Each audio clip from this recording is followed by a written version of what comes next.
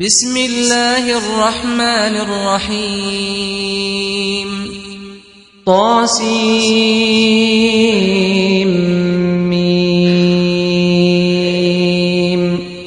تلك آيات الكتاب المبين لعلك باخع نفسك ألا يكونوا مؤمنين إن نشأ ننزل عليهم من السماء آية فظلت أعناقهم لها خاضعين وما يأتيهم من ذكر من الرحمن محدث إلا كانوا عنه معرضين فقد كذبوا فسيأتيهم أنباء ما كانوا به يستهزئون أولم يروا إلى الأرض كم أنبتنا فيها من كل زوج كريم إن في ذلك لآية وما كان أكثرهم مؤمنين وإن ربك لهو العزيز الرحيم وإذ نادى ربك موسى أن ائت القوم الظالمين قوم فرعون ألا يتقون قال رب إني أخاف أن يكذبون ويضيق صدري ولا ينطلق لساني فأرسل إلى هارون ولهم علي ذنب فأخاف أن يقتلون قال كلا فاذهبا بآياتنا إنا معكم مستمعون فأتيا فرعون فقولا إنا رسول رب العالمين أن أرسل معنا بني إسرائيل قال ألم نربك فينا وليدا ولبثت فينا من عمرك سنين وفعلت فعلتك التي فعلت وأنت من الكافرين قال فعلتها إذا وأنا من الضالين ففررت منكم لما خفتكم فوهب لي ربي حكما وجعلني من المرسلين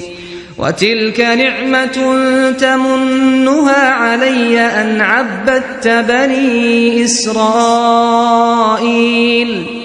قال فرعون وما رب العالمين قال رب السماوات والأرض وما بينهما إن كنتم موقنين قال لمن حوله ألا تستمعون قال ربكم ورب آبائكم الأولين قال إن رسولكم الذي أرسل إليكم لمجنون قال رب المشرق والمغرب وما بينهما إن كنتم تعقلون قال لئن اتخذت إلها غيري لأجعلنك من المسجونين قال أولو جئتك بشيء مبين قال فأت به إن كنت من الصادقين فألقى عصاه فإذا هي ثعبان مبين ونزع يده فإذا هي بيضاء للناظرين قال للملأ حوله إن هذا لساحر عليم يريد أن يخرجكم من أرضكم بسحره فماذا تأمرون قالوا أرجه وأخاه وابعث في المدائن حاشرين يأتوك بكل سحار عليم فجمع السحرة لميقات يوم معلوم وقيل للناس هل أنتم مجتمعون لعلنا نتبع السحرة إن كانوا هم الغالبين فلما جاء السحرة قالوا لفرعون أئن لنا لأجرا إن كنا نحن الغالبين قال نعم وإنكم إذا لمن المقربين قال لهم موسى ألقوا ما أنتم ملقون فألقوا حبالهم وعصيهم وقالوا بعزة فرعون إنا لنحن الغالبون فألقى موسى عصاه فإذا هي تلقف ما يأفكون فألقي السحرة ساجدين قالوا آمنا برب العالمين رب موسى وهارون قال آمنتم له قبل أن آذن لكم إنه لكبيركم الذي علمكم السحر فلسوف تعلمون لأقطعن أيديكم وأرجلكم من خلاف ولأصلبنكم أجمعين قالوا لا ضير إنا إلى ربنا منقلبون إنا نطمع أن يغفر لنا ربنا خطايانا أن كنا أول المؤمنين وأوحينا إلى موسى أن أسر بعبادي إنكم متبعون فأرسل فرعون في المدائن حاشرين إن هؤلاء لشرذمة قليلون وإنهم لنا لغائظون وإنا لجميع حاذرون فأخرجناهم من جنات وعيون وكنوز ومقام كريم كذلك وأورثناها بني إسرائيل فأتبعوهم مشرقين فلما تراءى الجمعان قال أصحاب موسى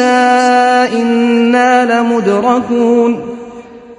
قال كلا إن معي ربي سيهدين فأوحينا إلى موسى أن اضرب بعصاك البحر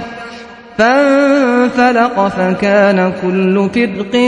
كالطود العظيم وأزلفنا ثم الآخرين وأنجينا موسى ومن معه أجمعين ثم أغرقنا الآخرين إن في ذلك لآية وما كان أكثرهم مؤمنين وإن ربك لهو العزيز الرحيم واتل عليهم نبأ إبراهيم إذ قال لأبيه وقومه ما تعبدون قالوا نعبد أصناما فنظل لها عاكفين قال هل يسمعونكم إذ تدعون أو ينفعونكم أو يضرون قالوا بل وجدنا آباءنا كذلك يفعلون قال أفرأيتم ما كنتم تعبدون أنتم وآباؤكم الأقدمون فإنهم عدو لي إلا رب العالمين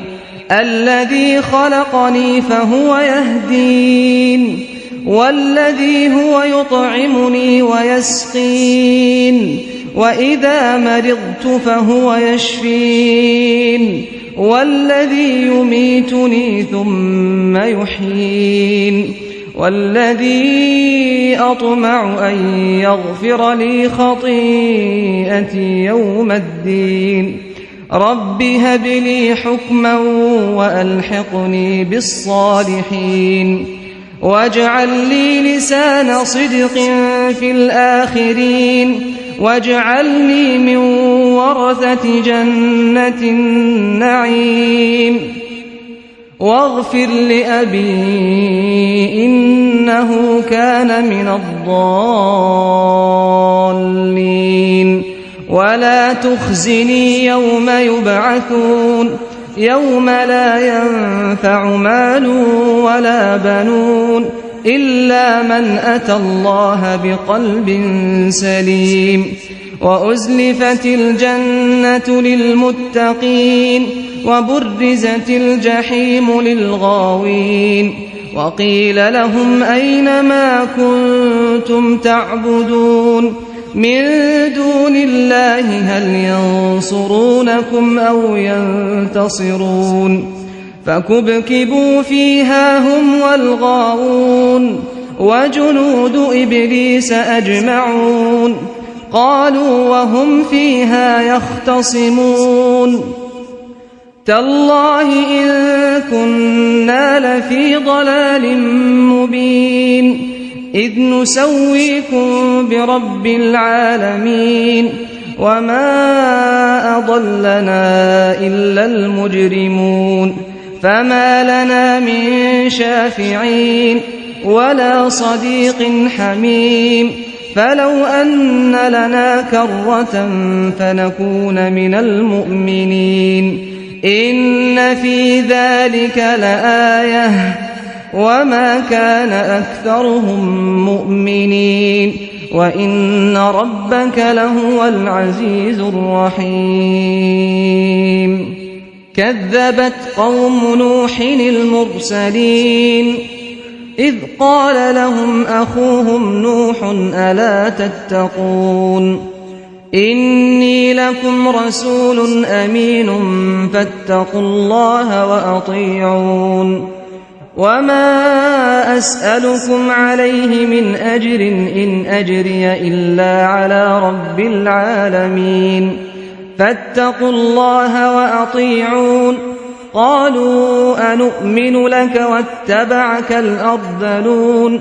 قال وما علمي بما كانوا يعملون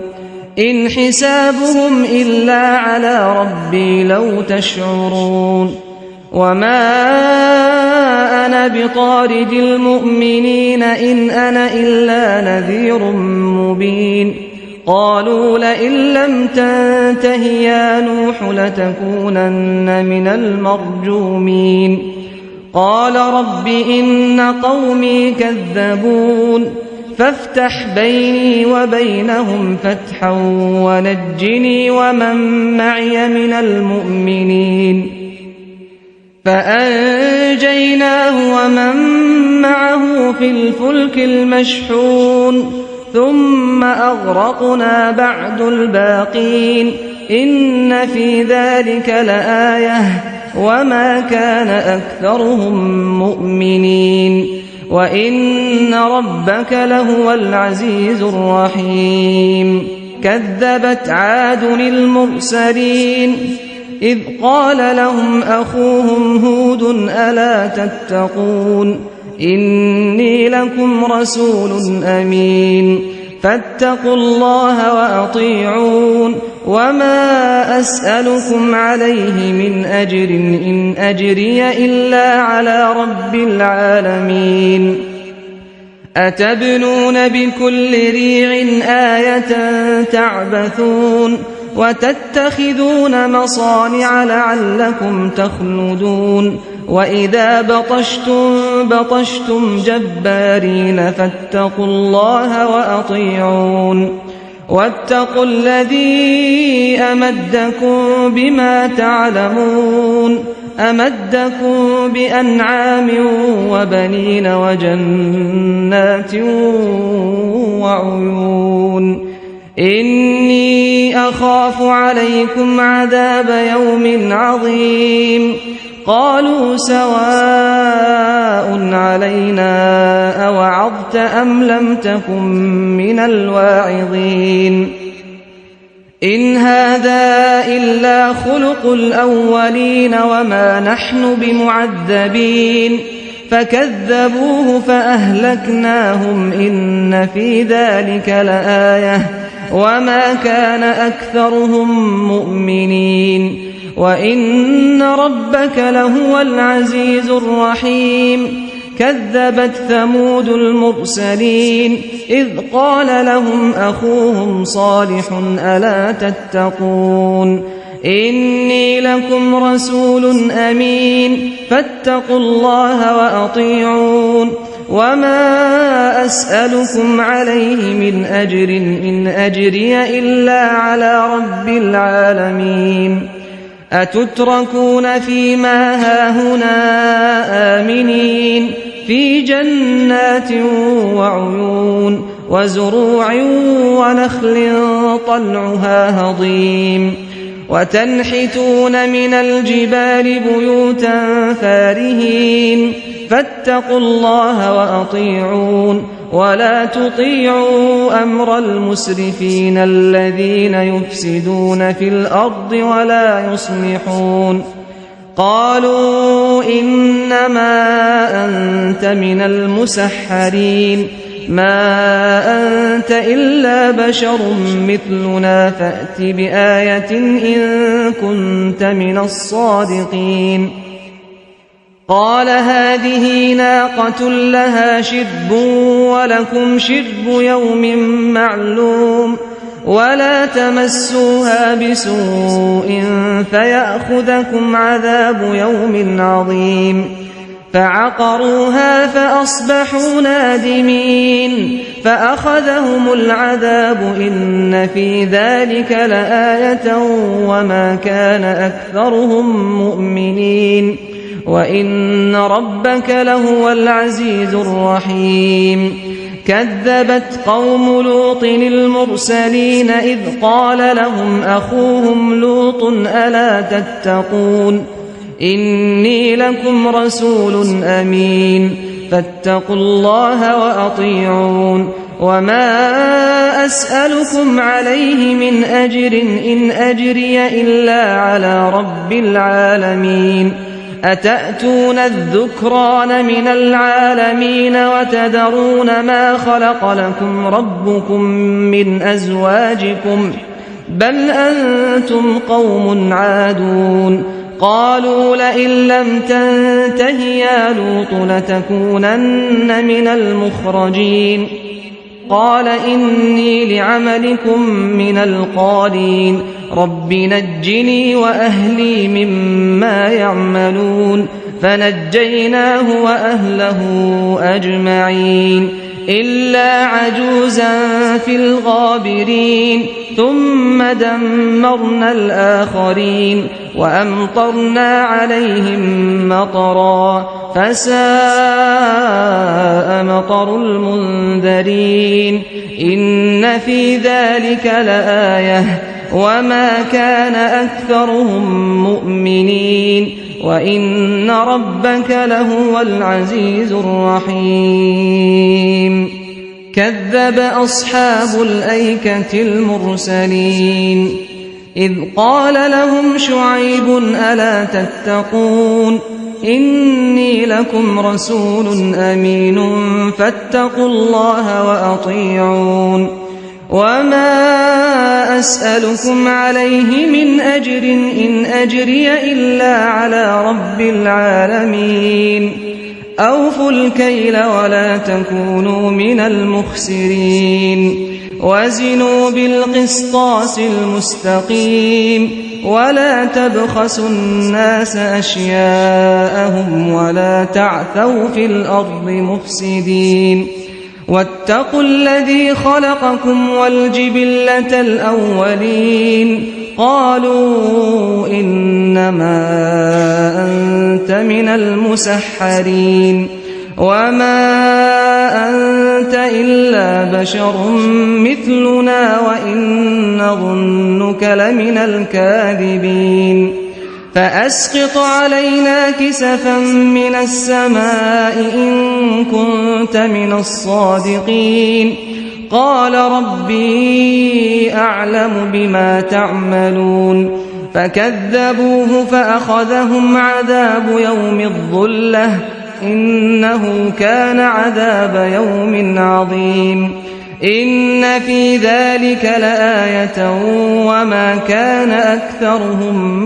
مؤمنين وإن ربك لهو العزيز الرحيم وإنه لتنزيل رب العالمين نزل به الروح الأمين على قلبك لتكون من المنذرين بلسان عربي مبين وإنه لفي زبر الأولين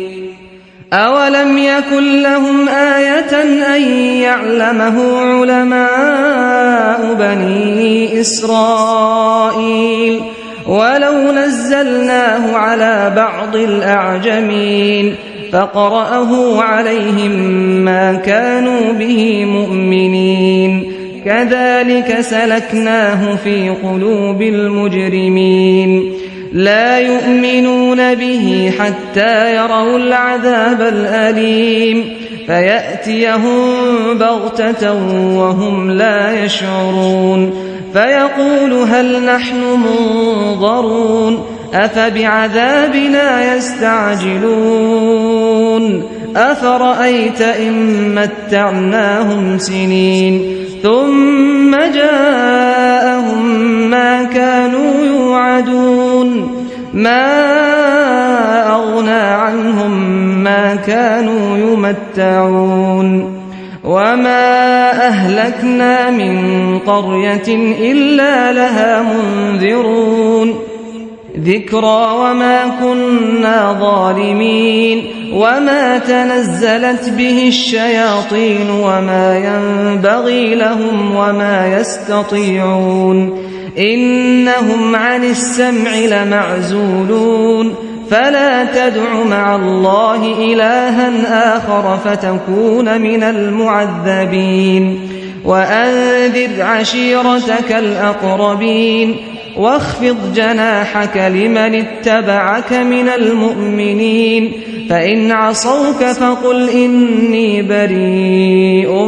مما تعملون وتوكل على العزيز الرحيم الذي يراك حين تقوم وتقلبك في الساجدين إنه هو السميع العليم هل أنبئكم على من تنزل الشياطين تنزل على كل أفاك أثيم يلقون السمع وأكثرهم كاذبون والشعراء يتبعهم الغاوون ألم تر أنهم في كل واد يهيمون وأنهم يقولون ما لا يفعلون إلا الذين آمنوا وعملوا الصالحات وذكروا الله كثيرا وانتصروا من بعد ما ظلموا وسيعلم الذين ظلموا أي منقلب ينقلبون. أعوذ بالله من الشيطان الرجيم. بسم الله الرحمن الرحيم. طاسين تلك آيات القرآن وكتاب مبين هدى وبشرى للمؤمنين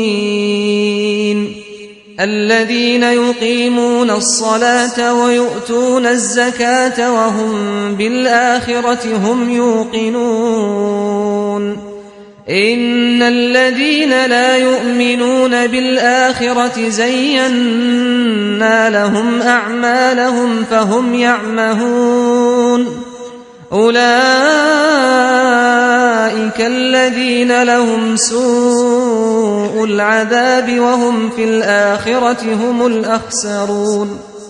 وإنك لتلقى القرآن من لدن حكيم عليم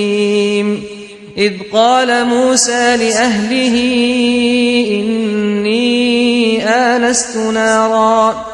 إني آنست نارا سآتيكم منها بخبر أو آتيكم بشهاب قبس لعلكم تصطلون فلما جاءها نودي أن بورك من في النار ومن حولها وسبحان الله رب العالمين يا موسى إنه أنا الله العزيز الحكيم وألق عصاك فلما رآها تهتز كأنها جان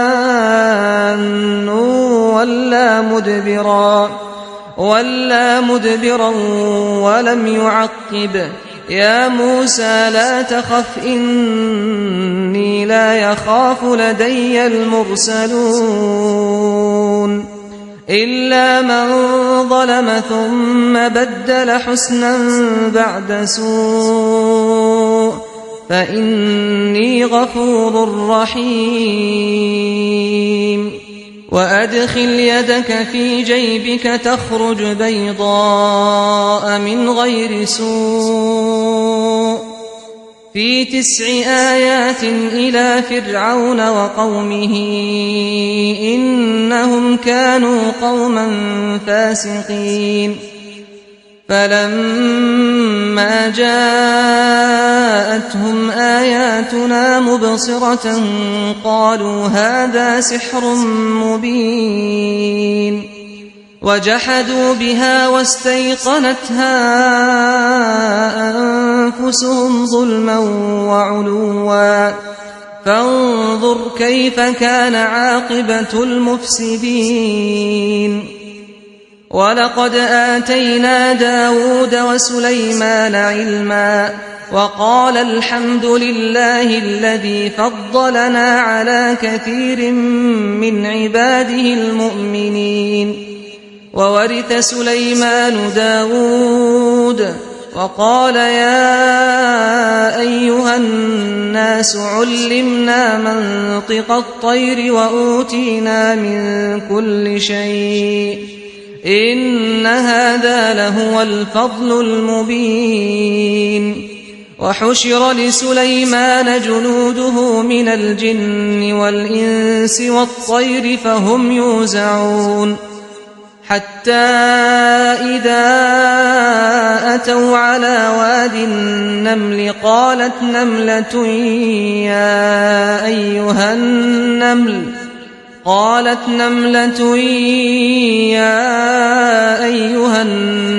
ادخلوا مساكنكم لا يحطمنكم سليمان وجنوده وهم لا يشعرون فتبسم ضاحكا من قولها وقال رب أوزعني أن أشكر نعمتك التي أنعمت علي وعلى والدي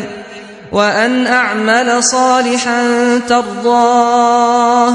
وأدخلني برحمتك في عبادك الصالحين وتفقد الطير فقال ما لي لا أرى الهدهد أم كان من الغائبين لأعذبنه عذابا شديدا أو لأذبحنه أو ليأتيني بسلطان مبين فمكث غير بعيد فقال أحطت بما لم تحط به وجئتك من سبأ بنبأ يقين إني وجدت امرأة تملكهم وأوتيت من كل شيء ولها عرش عظيم وجدتها وقومها يسجدون للشمس من دون الله وزين لهم الشيطان أعمالهم فصدهم عن السبيل فصدهم عن السبيل فهم لا يهتدون ألا يسجدوا لله الذي يخرج الخبأ في السماوات والأرض ويعلم ما تخفون وما تعلنون الله لا إله إلا هو رب العرش العظيم قال سننظر أصدقت أم كنت من الكاذبين اذهب بكتابي هذا فألقه إليهم ثم تول عنهم فانظر ماذا يرجعون قالت يا أيها الملأ إني ألقي إلي كتاب كريم إنه من سليمان وإنه بسم الله الرحمن الرحيم ألا تعلوا علي وأتوني مسلمين قالت يا أيها الملأ أفتوني في أمري ما كنت قاطعة أمرا حتى تشهدون قالوا نحن أولو قوة وأولو بأس شديد والأمر إليك فانظري ماذا تأمرين قالت إن الملوك إذا دخلوا قرية أفسدوها وجعلوا أعزة أهلها أذلة وكذلك يفعلون وإني مرسلة إليهم بهدية فناظرة بما يرجع المرسلون فلما جاء سليمان قال أتمدونني بمال فما آتاني الله خير مما آتاكم بل أنتم بهديتكم تفرحون ارجع إليهم فلنأتينهم بجنود لا قبل لهم بها ولنخرجنهم منها أذلة وهم صاغرون قال يا أيها الملأ أيكم يأتيني بعرشها قبل أن يأتوني مسلمين قال عفريت من الجن أنا آتيك به قبل أن تقوم من مقامك وإني عليه لقوي أمين قال الذي عنده علم من الكتاب أنا آتيك به قبل أن يرتد إليك طرفك فلما رآه مستقرا عنده قال هذا من فضل ربي ليبلوني أأشكر أم أكفر ومن شكر فإنما يشكر لنفسه ومن كفر فإن ربي غني كريم قال نكروا لها عرشها ننظر أتهتدي أم تكون من الذين لا يهتدون فلما جاءت قيل أهكذا عرشك قالت كأنه هو وأوتينا العلم من قبلها وكنا مسلمين وصدها ما كانت تعبد من دون الله إنها كانت من قوم كافرين قيل لها ادخل الصرح فلما رأته حسبته لجة وكشفت عن ساقيها قال إنه صرح ممرد من قوارير. قالت رب إني ظلمت نفسي وأسلمت مع سليمان لله رب العالمين. ولقد أرسلنا إلى ثمود أخاهم صالحا أن اعبدوا الله فإذا هم فريقان يختصمون. قال يا قوم لم تستعجلون بالسيئة قبل الحسنة لولا تستغفرون الله لعلكم ترحمون.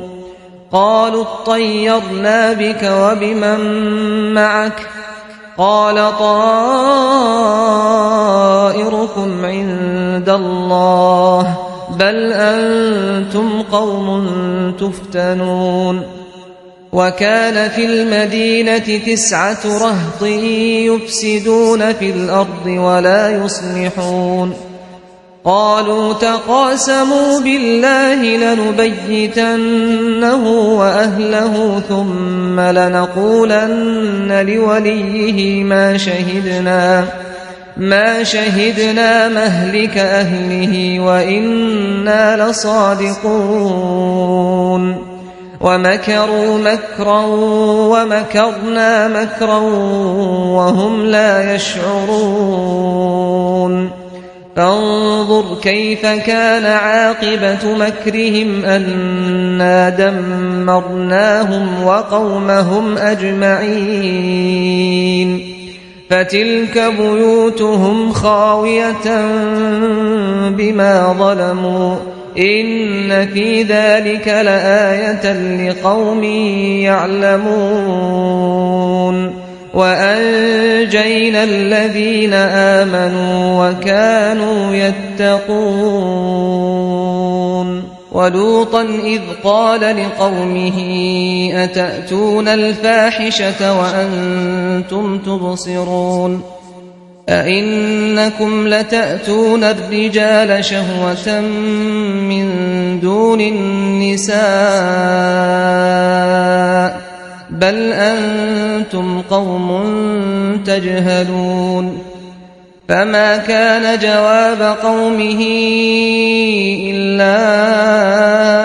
أن قالوا أخرجوا آل لوط من قريتكم إنهم أناس يتطهرون. فأنجيناه وأهله إلا امرأته قدرناها من الغابرين. وأمطرنا عليهم مطرا فساء مطر المنذرين. قل الحمد لله وسلام على عباده الذين اصطفى الله خير أما يشركون. أمن خلق السماوات والأرض وأنزل لكم من السماء ماء فأنبتنا به حدائق ذات بهجة ما كان لكم أن تنبتوا شجرها أإله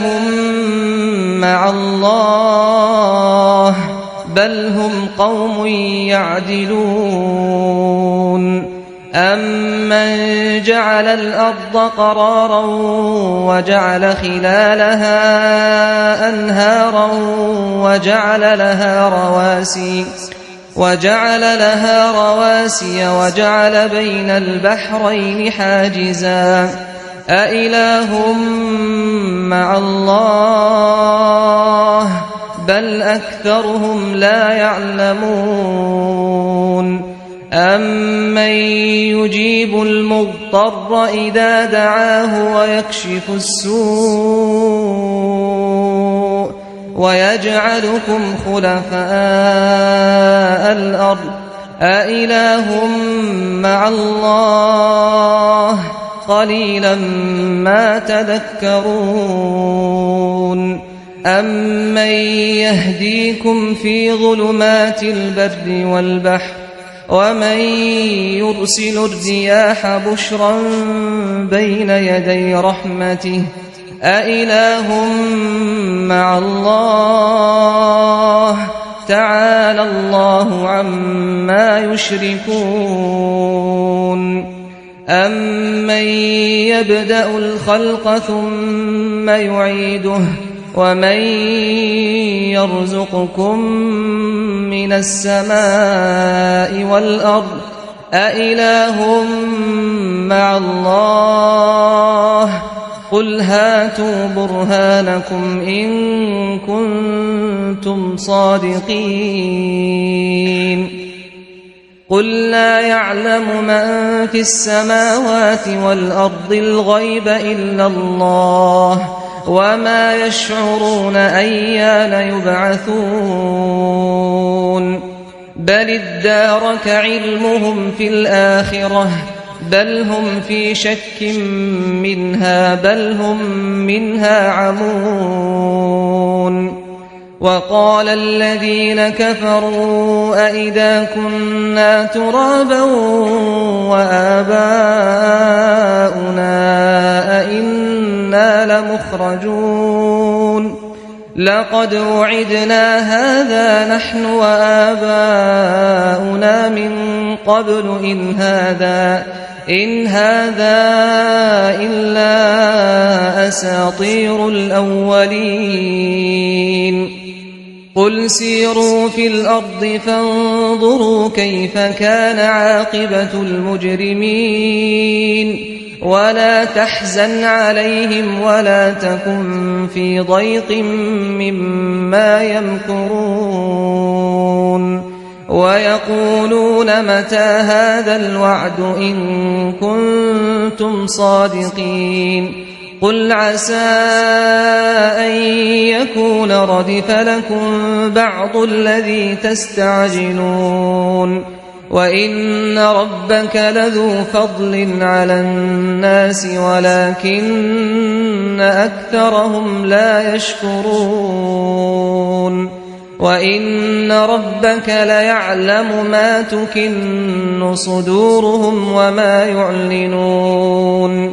وما من غائبة في السماء والأرض إلا في كتاب مبين إن هذا القرآن يقص على بني إسرائيل أكثر الذي هم فيه يختلفون وإنه لهدى ورحمة للمؤمنين إن ربك يقضي بينهم بحكمه وهو العزيز العليم فتوكل على الله إنك على الحق المبين إنك لا تسمع الموتى ولا تسمع الصم الدعاء إذا ولوا مدبرين وما أنت بهاد العمي عن ضلالتهم إن تسمع إلا من يؤمن بآياتنا فهم مسلمون وإذا وقع القول عليهم أخرجنا لهم دابة من الأرض تكلمهم أن الناس كانوا بآياتنا لا يوقنون ويوم نحشر من كل أمة فوجا ممن يكذب بآياتنا فهم يوزعون حتى إذا جاءوا قال أكذبتم بآياتي ولم تحيطوا بها علما أم ماذا كنتم تعملون ووقع القول عليهم بما ظلموا فهم لا ينطقون ألم يروا أنا جعلنا الليل ليسكنوا فيه والنهار مبصرا إن في ذلك لآيات لقوم يؤمنون ويوم ينفخ في الصور ففزع من في السماوات ومن في الأرض إلا من شاء الله وكل أتوه داخرين وترى الجبال تحسبها جامدة وهي تمر مر السحاب صنع الله الذي أتقن كل شيء إنه خبير بما تفعلون من جاء بالحسنة فله خير منها وهم من فزع يومئذ آمنون ومن جاء بالسيئة فكبت وجوههم في النار هل تجزون إلا ما كنتم تعملون إنما أمرت أن أعبد رب هذه البلدة الذي حرمها وله كل شيء وأمرت أن أكون من المسلمين وأن أتلو القرآن فمن اهتدى فإنما يهتدي لنفسه ومن ضل فقل إنما أنا من المنذرين وقل الحمد لله سيريكم آياته فتعرفونها وما ربك بغافل عما تعملون بسم الله الرحمن الرحيم طاسيم تلك آيات الكتاب المبين نتلو عليك من نبأ موسى وفرعون بالحق لقوم يؤمنون إن فرعون علا في الأرض وجعل أهلها شيعا يستضعف طائفة منهم يذبح أبناءهم ويستحيي نساءهم إنه كان من المفسدين ونريد أن نمن على الذين استضعفوا في الأرض ونجعلهم أئمة ونجعلهم الوارثين ونمكن لهم في الأرض ونري فرعون وهامان وجنودهما منهم ما كانوا يحذرون وأوحينا إلى أم موسى أن أرضعيه فإذا خفت عليه فألقيه في اليم ولا تخافي ولا تحزني إنا رادوه إليك وجاعلوه من المرسلين فالتقطه آل فرعون ليكون لهم عدوا وحزنا إن فرعون وهامان وجنودهما كانوا خاطئين وقالت امرأة فرعون قرة عين لي ولك لا تقتلوه عسى أن ينفعنا أو نتخذه ولدا وهم لا يشعرون وأصبح فؤاد أم موسى فارغا إن كادت لتبدي به لولا أن ربطنا على قلبها لتكون من المؤمنين وقالت لأخته قصيه فبصرت به عن جنب وهم لا يشعرون وحرمنا عليه المراضع من قبل فقالت هل أدلكم على أهل بيت يكفلونه لكم وهم له ناصحون فرددناه إلى أمه كي تقر عينها ولا تحزن ولتعلم أن وعد الله حق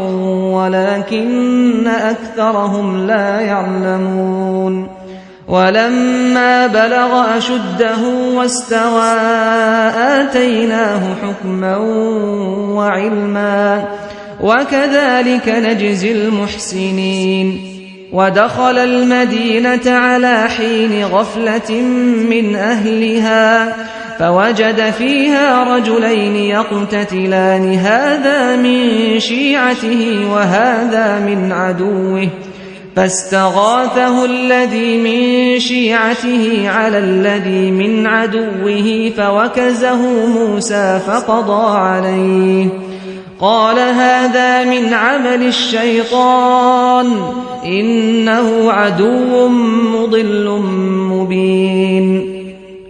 قال رب إني ظلمت نفسي فاغفر لي فغفر له إنه هو الغفور الرحيم قال رب بما أنعمت علي فلن أكون ظهيرا للمجرمين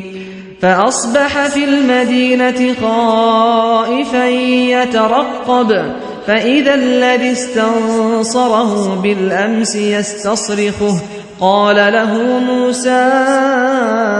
إنك لغوي مبين فلما أن أراد أن يبطش بالذي هو عدو لهما قال يا موسى أتريد أن تقتلني كما قتلت نفسا بالأمس إن تريد إلا أن تكون جبارا في الأرض وما تريد أن تكون من المصلحين وجاء رجل من أقصى المدينة يسعى قال يا موسى إن الملأ يأتمرون بك ليقتلوك فاخرج إني لك من الناصحين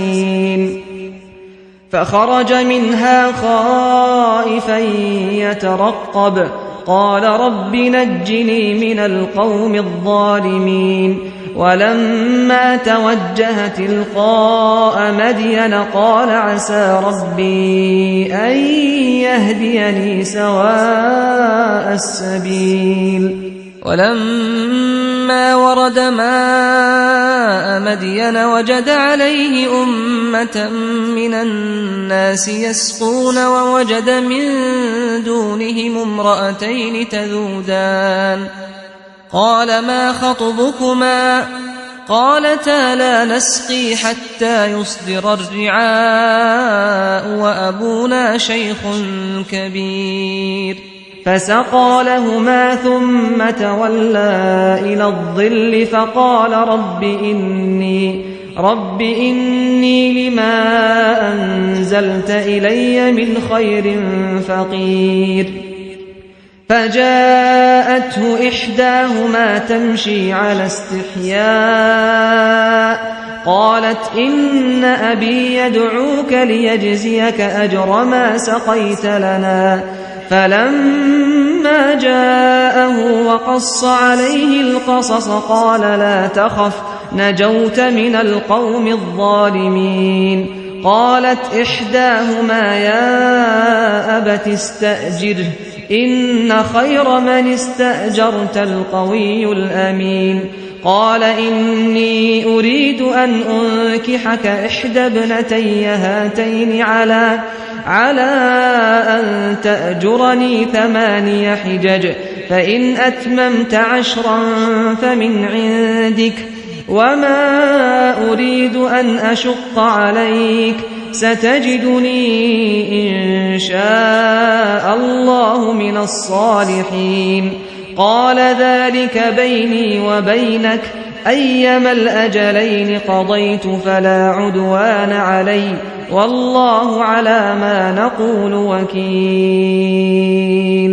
فلما قضى موسى الأجل وسار بأهله آنس من جانب الطور نارا قال لأهلهم كثوا إني آنست نارا لعلي آتيكم منها بخبر أو جذوة من النار لعلكم تصطلون. فلما أتاها نودي من شاطئ الوادي الأيمن في البقعة المباركة من الشجرة أي يا موسى إني أنا الله رب العالمين وأن ألق عصاك. فلما رآها تهتز كأنها جان ولا مدبرا ولم يعقب. يا موسى أقبل ولا تخف إنك من الآمنين. أسلك يدك في جيبك تخرج بيضاء من غير سوء واضمم إليك جناحك من الرهب فذلك برهانان من ربك إلى فرعون وملئه إنهم كانوا قوما فاسقين. قال رب إني قتلت منهم نفسا فأخاف أن يقتلون وأخي هارون هو أفصح مني لسانا فأرسله معي يرد أن يصدقني إني أخاف أن يكذبون. قال سنشد عضدك بأخيك ونجعل لكما سلطانا فلا يصلون إليكما بآياتنا أنتما ومن اتبعكما الغالبون. فلما جاءهم موسى بآياتنا بينات قالوا ما هذا إلا سحر مفترى وما سمعنا بهذا في آبائنا الأولين. وقال موسى ربي أعلم بمن جاء بالهدى من عنده ومن تكون له عاقبة الدار إنه لا يفلح الظالمون. وقال فرعون يا أيها الملأ ما علمت لكم من إله غيري فأوقد لي يا هامان على الطين فاجعل لي صرحا لعلي أطلع إلى إله موسى وإني لأظنه من الكاذبين. واستكبر هو وجنوده في الأرض بغير الحق وظنوا أنهم إلينا لا يرجعون. فأخذناه وجنوده فنبذناهم في اليم فانظر كيف كان عاقبة الظالمين. وجعلناهم أئمة يدعون إلى النار ويوم القيامة لا ينصرون. وأتبعناهم في هذه الدنيا لعنة ويوم القيامة هم من المقبوحين. ولقد آتينا موسى الكتاب من بعد ما أهلكنا القرون الأولى بصائر للناس وهدى ورحمة لعلهم يتذكرون. وما كنت بجانب الغرب إذ قضينا إلى موسى الأمر وما كنت من الشاهدين ولكننا أنشأنا قرونا فتطاول عليهم العمر وما كنت ثاويا في أهل مدين تتلو عليهم آياتنا ولكننا كنا مرسلين. وما كنت بجانب الطور إذ نادينا ولكن رحمة من ربك لتنذر قوما ما أتاهم من نذير من قبلك لعلهم يتذكرون ولولا أن تصيبهم مصيبة بما قدمت أيديهم فيقولوا ربنا لولا أرسلت إلينا رسولا فنتبع آياتك ونكون من المؤمنين فلما جاءهم الحق من عندنا قالوا لولا أوتي مثل ما أوتي موسى أولم يكفروا بما أوتي موسى من قبل قالوا سحران تظاهرا وقالوا إنا بكل كافرون قل فأتوا بكتاب من عند الله هو أهدى منهما أتبعه إن كنتم صادقين فإن لم يستجيبوا لك فاعلم أنما يتبعون أهواءهم ومن أضل ممن اتبع هواه بغير هدى من الله إن الله لا يهدي القوم الظالمين ولقد وصلنا لهم القول لعلهم يتذكرون الذين آتيناهم الكتاب من قبله هم به يؤمنون وإذا يتلى عليهم قالوا آمنا به إنه الحق من ربنا إنا كنا من قبله مسلمين أولئك يؤتون أجرهم مرتين بما صبروا ويدرؤون بالحسنة السيئة ومما رزقناهم ينفقون وإذا سمعوا اللغو أعرضوا عنه وقالوا لنا أعمالنا ولكم أعمالكم سلام عليكم لا نبتغي الجاهلين إنك لا تهدي من أحببت ولكن الله يهدي من يشاء وهو أعلم بالمهتدين وقالوا إن نتبع الهدى معك نتخطف من أرضنا أولم نمكن لهم حرما آمنا يجبى إليه ثمرات كل شيء رزقا من لدنا ولكن أكثرهم لا يعلمون وكم أهلكنا من قرية بطرت معيشتها فتلك مساكنهم لم تسكن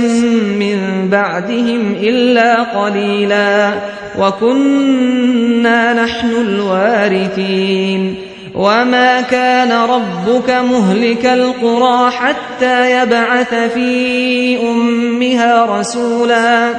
رسولا يتلو عليهم آياتنا وما كنا مهلك القرى إلا وأهلها ظالمون وما أوتيتم من شيء فمتاع الحياة الدنيا وزينتها وما عند الله خير وأبقى أفلا تعقلون أفمن وعدناه وعدا حسنا فهو لاقيه كمن متعناه متاع الحياة الدنيا ثم هو يوم القيامة من المحضرين ويوم يناديهم فيقول أين شركائي الذين كنتم تزعمون قال الذين حق عليهم القول ربنا هؤلاء الذين أغويناهم كما غوينا تبرأنا إليك ما كانوا إيانا يعبدون وقيل ادعوا شركاءكم فدعوهم فلم يستجيبوا لهم ورأوا العذاب لو أنهم كانوا يهتدون ويوم يناديهم فيقول ماذا أجبتم المرسلين فعميت عليهم الأنباء يومئذ فهم لا يتساءلون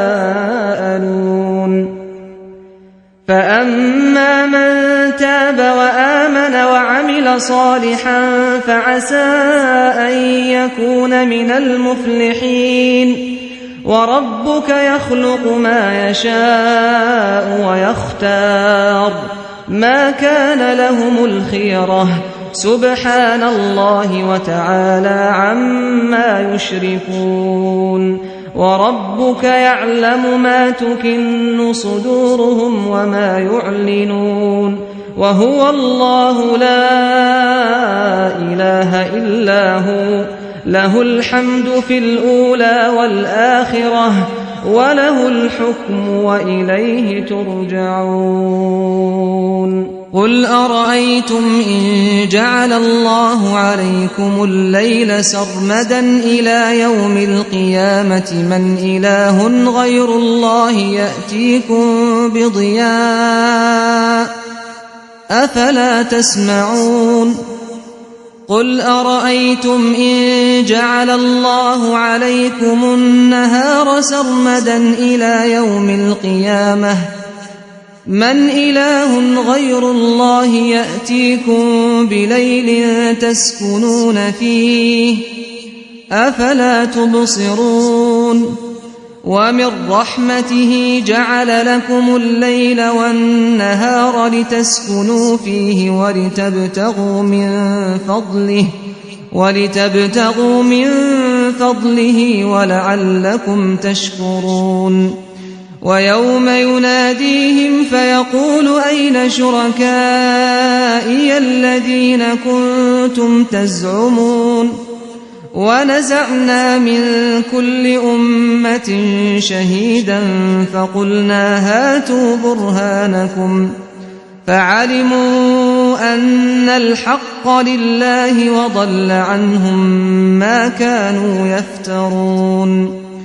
إن قارون كان من قوم موسى فبغى عليهم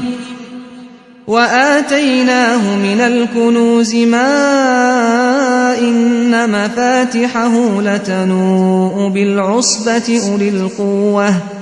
إذ قال له قومه لا تفرح إن الله لا يحب الفرحين وابتغ فيما آتاك الله الدار الآخرة ولا تنس نصيبك من الدنيا وأحسن كما أحسن الله إليك ولا تبغ الفساد في الأرض إن الله لا يحب المفسدين قال إنما أوتيته على علم عندي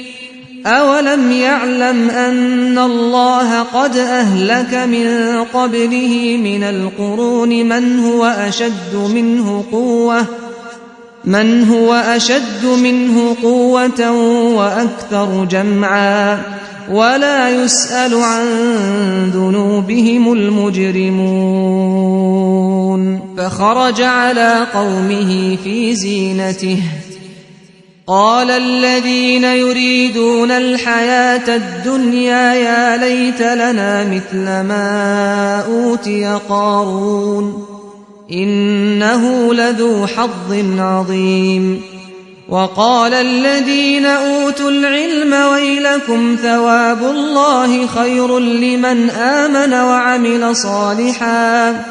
ولا يلقاها إلا الصابرون فخسفنا به وبداره الأرض فما كان له من فئة ينصرونه من دون الله وما كان من المنتصرين وأصبح الذين تمنوا مكانه بالأمس يقولون ويكأن الله يبسط الرزق لمن يشاء من عباده ويقدر لولا أمن الله علينا لخسف بنا ويكأنه لا يفلح الكافرون تلك الدار الآخرة نجعلها للذين لا يريدون علوا في الأرض ولا فسادا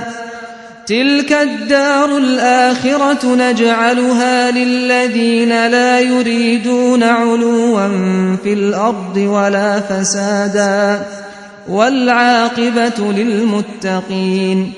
من جاء بالحسنة فله خير منها ومن جاء بالسيئة فلا يجزى الذين عملوا السيئات إلا ما كانوا يعملون إن الذي فرض عليك القرآن لرادك إلى معاد قل ربي أعلم من جاء بالهدى ومن هو في ضلال مبين وما كنت ترجو أن يلقى إليك الكتاب إلا رحمة من ربك فلا تكونن ظهيرا للكافرين ولا يصدنك عن آيات الله بعد إذ أنزلت إليك وادع إلى ربك ولا تكونن من المشركين ولا تدع مع الله إلها آخر لا إله إلا هو كل شيء هالك إلا وجهه له الحكم وإليه ترجعون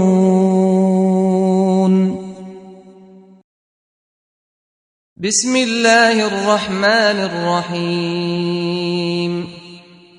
ألف لام ميم أحسب الناس أن يتركوا أن يقولوا آمنا وهم لا يفتنون ولقد فتنا الذين من قبلهم فليعلمن الله الذين صدقوا وليعلمن الكاذبين أم حسب الذين يعملون السيئات أن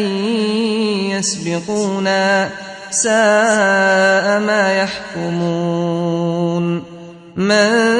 كان يرجو لقاء الله فإن أجل الله لآت وهو السميع العليم ومن جاهد فإنما يجاهد لنفسه إن الله لغني عن العالمين والذين آمنوا وعملوا الصالحات لنكفرن عنهم سيئاتهم ولنجزينهم أحسن الذي كانوا يعملون ووصينا الإنسان بوالديه حسنا وإن جاهداك لتشرك بي ما ليس لك به علم فلا تطعهما إلي مرجعكم فأنبئكم بما كنتم تعملون والذين آمنوا وعملوا الصالحات لندخلنهم في الصالحين ومن الناس من يقول آمنا بالله فإذا أوذي في الله جعل فتنة الناس كعذاب الله ولئن جاء نصر من ربك ليقولن إنا كنا معكم أوليس الله بأعلم بما في صدور العالمين وليعلمن الله الذين آمنوا وليعلمن المنافقين وقال الذين كفروا للذين آمنوا اتبعوا سبيلنا ولنحمل خطاياكم وما هم بحاملين من خطاياهم من شيء إنهم لكاذبون وليحملن أثقالهم وأثقالا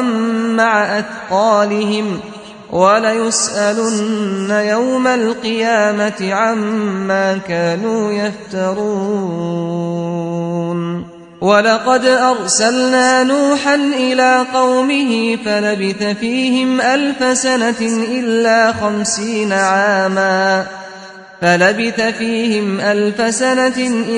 50 عاما فأخذهم الطوفان وهم ظالمون فأنجيناه وأصحاب السفينة وجعلناها آية للعالمين وإبراهيم إذ قال لقومه اعبدوا الله واتقوه ذلكم خير لكم إن كنتم تعلمون إنما تعبدون من دون الله أوثانا وتخلقون إفكا إن الذين تعبدون من دون الله لا يملكون لكم رزقا فابتغوا عند الله الرزق واعبدوه واشكروا له إليه ترجعون وإن تكذبوا فقد كذب من قبلكم وما على الرسول إلا البلاغ المبين أولم يروا كيف يبدئ الله الخلق ثم يعيده إن ذلك على الله يسير قل سيروا في الأرض فانظروا كيف بدأ الخلق ثم الله ينشئ النشأة الآخرة إن الله على كل شيء قدير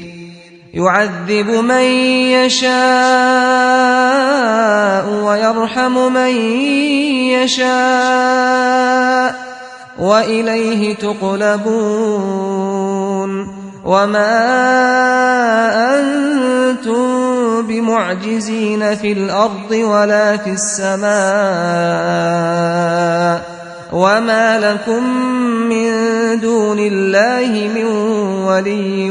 ولا نصير والذين كفروا بآيات الله ولقائه أولئك يئسوا من رحمتي وأولئك لهم عذاب أليم فما كان جواب قومه إلا أن قالوا اقتلوه أو حرقوه فأنجاه الله من النار إن في ذلك لآيات لقوم يؤمنون وقال إنما اتخذتم من دون الله أوثانا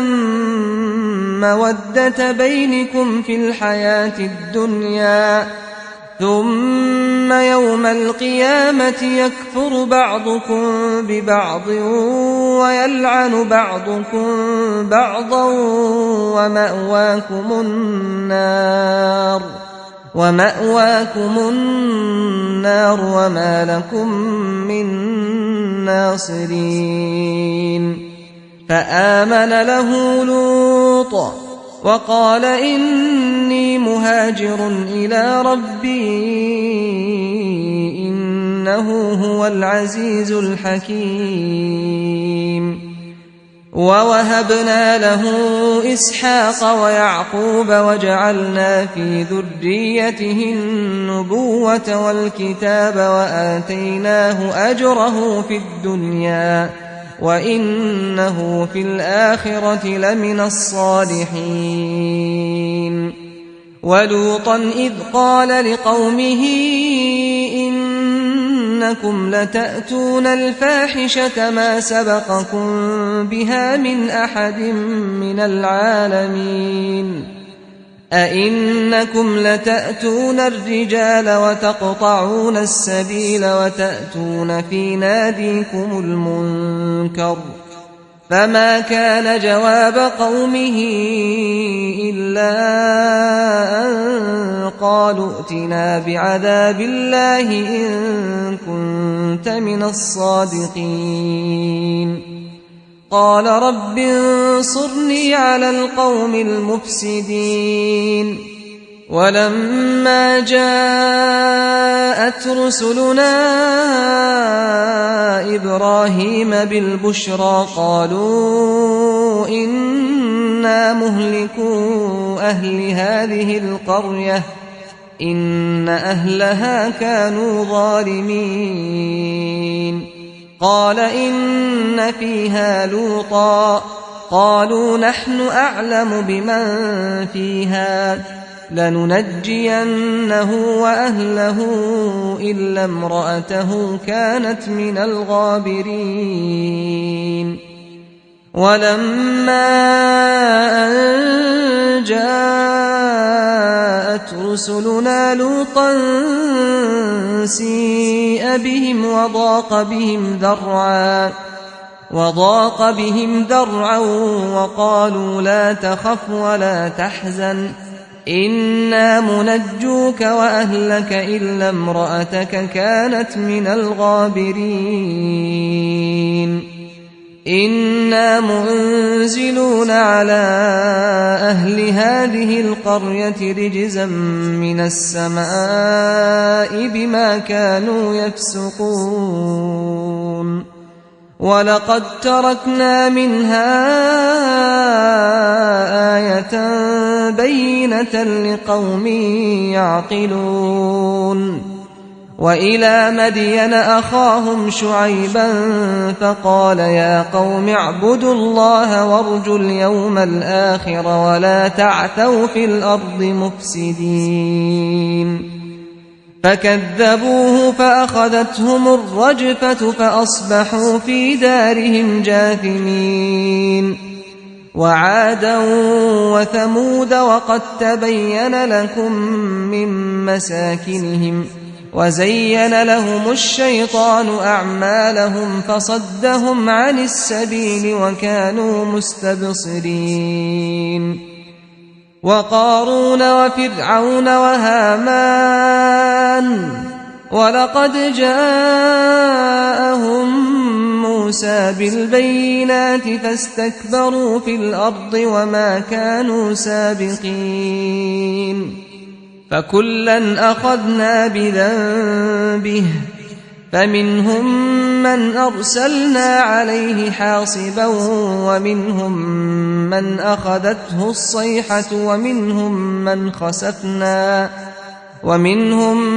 من خسفنا به الأرض ومنهم من أغرقنا وما كان الله ليظلمهم ولكن كانوا أنفسهم يظلمون مثل الذين اتخذوا من دون الله أولياء كمثل العنكبوت اتخذت بيتا وإن أوهن البيوت لبيت العنكبوت لو كانوا يعلمون إن الله يعلم ما يدعون من دونه من شيء وهو العزيز الحكيم وتلك الأمثال نضربها للناس وما يعقلها إلا العالمون خلق الله السماوات والأرض بالحق إن في ذلك لآية للمؤمنين أتل ما أوحي إليك من الكتاب وأقم الصلاة إن الصلاة تنهى عن الفحشاء والمنكر ولذكر الله أكبر والله يعلم ما تصنعون ولا تجادلوا أهل الكتاب إلا بالتي هي أحسن إلا الذين ظلموا منهم وقولوا آمنا بالذي أنزل إلينا وأنزل إليكم وإلهنا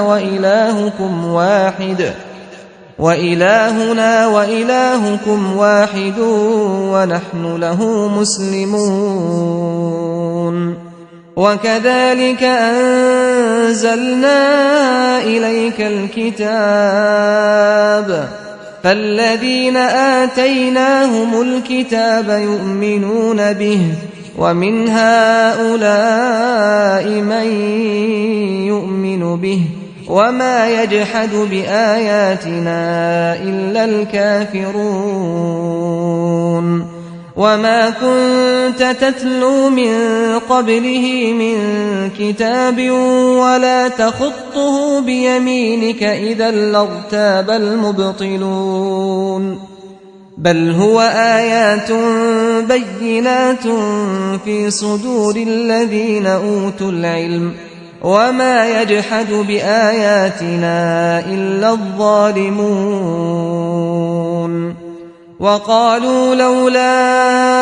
أنزل عليه آيات من ربه قل إنما الآيات عند الله وإنما أنا نذير مبين أولم يكفهم أنا أنزلنا عليك الكتاب يتلى عليهم إن في ذلك لرحمة وذكرى لقوم يؤمنون قل كفى بالله بيني وبينكم شهيدا يعلم ما في السماوات والأرض والذين آمنوا بالباطل وكفروا بالله أولئك هم الخاسرون ويستعجلونك بالعذاب ولولا أجل مسمى لجاءهم العذاب وليأتينهم بغتة وهم لا يشعرون يستعجلونك بالعذاب وإن جهنم لمحيطة بالكافرين يوم يغشاهم العذاب من فوقهم ومن تحت أرجلهم ويقول ذوقوا ما كنتم تعملون يا عبادي الذين آمنوا إن أرضي واسعة فإياي فاعبدون كل نفس ذائقة الموت ثم إلينا ترجعون والذين آمنوا وعملوا الصالحات لنبوئنهم من الجنة غرفا تجري من تحتها الأنهار خالدين فيها نعم أجر العاملين الذين صبروا وعلى ربهم يتوكلون وكأين من دابة لا تحمل رزقها الله يرزقها وإياكم وهو السميع العليم ولئن سألتهم من خلق السماوات والأرض وسخر الشمس والقمر ليقولن الله فأنى يؤفكون الله يبسط الرزق لمن يشاء من عباده ويقدر له إن الله بكل شيء عليم ولئن سألتهم من نزل من السماء ماء فأحيا به الأرض من بعد موتها ليقولن الله قل الحمد لله بل أكثرهم لا يعقلون وما هذه الحياة الدنيا إلا لهو ولعب وإن الدار الآخرة لهي الحيوان لو كانوا يعلمون فإذا ركبوا في الفلك دعوا الله مخلصين له الدين فلما نجاهم إلى البر إذا هم يشركون ليكفروا بما آتيناهم وليتمتعوا فسوف يعلمون أولم يروا أنا جعلنا حرما آمنا ويتخطف الناس من حولهم أفبالباطل يؤمنون وبنعمة الله يكفرون ومن أظلم ممن افترى على الله كذبا أو كذب بالحق لما جاءه أليس في جهنم مثوى للكافرين والذين جاهدوا فينا لنهدينهم سبلنا وإن الله لمع المحسنين. أعوذ بالله من الشيطان الرجيم. بسم الله الرحمن الرحيم. ألف لام ميم. غلبت الروم في أدنى الأرض وهم من بعد غلبهم سيغلبون في بضع سنين لله الأمر من قبل ومن بعد ويومئذ يفرح المؤمنون بنصر الله ينصر من يشاء وهو العزيز الرحيم. وعد الله لا يخلف الله وعده ولكن أكثر الناس لا يعلمون ظاهرا من الحياة الدنيا وهم عن الآخرة هم غافلون. أولم يتفكروا في أنفسهم ما خلق الله السماوات والأرض وما بينهما إلا بالحق وأجل مسمى وإن كثيرا من الناس بلقاء ربهم لكافرون. أولم يسيروا في الأرض فينظروا كيف كان عاقبة الذين من قبلهم كانوا أشد منهم قوة وأثاروا الأرض وعمروها أكثر مما عمروها وجاءتهم رسلهم بالبينات فما كان الله ليظلمهم ولكن كانوا أنفسهم يظلمون. ثم كان عاقبة الذين أساءوا السوء أن كذبوا بآيات الله وكانوا بها يستهزئون الله يبدأ الخلق ثم يعيده ثم إليه ترجعون ويوم تقوم الساعة يبلس المجرمون ولم يكن لهم من شركائهم شفعاء وكانوا بشركائهم كافرين ويوم تقوم الساعة يومئذ يتفرقون فأما الذين آمنوا وعملوا الصالحات فهم في روضة يحبرون وأما الذين كفروا وكذبوا بآياتنا ولقاء الآخرة فأولئك في العذاب محضرون فسبحان الله حين تمسون وحين تصبحون وله الحمد في السماوات والأرض وعشيا وحين تظهرون يخرج الحي من الميت ويخرج الميت من الحي ويحيي الأرض بعد موتها وكذلك تخرجون ومن آياته أن خلقكم من تراب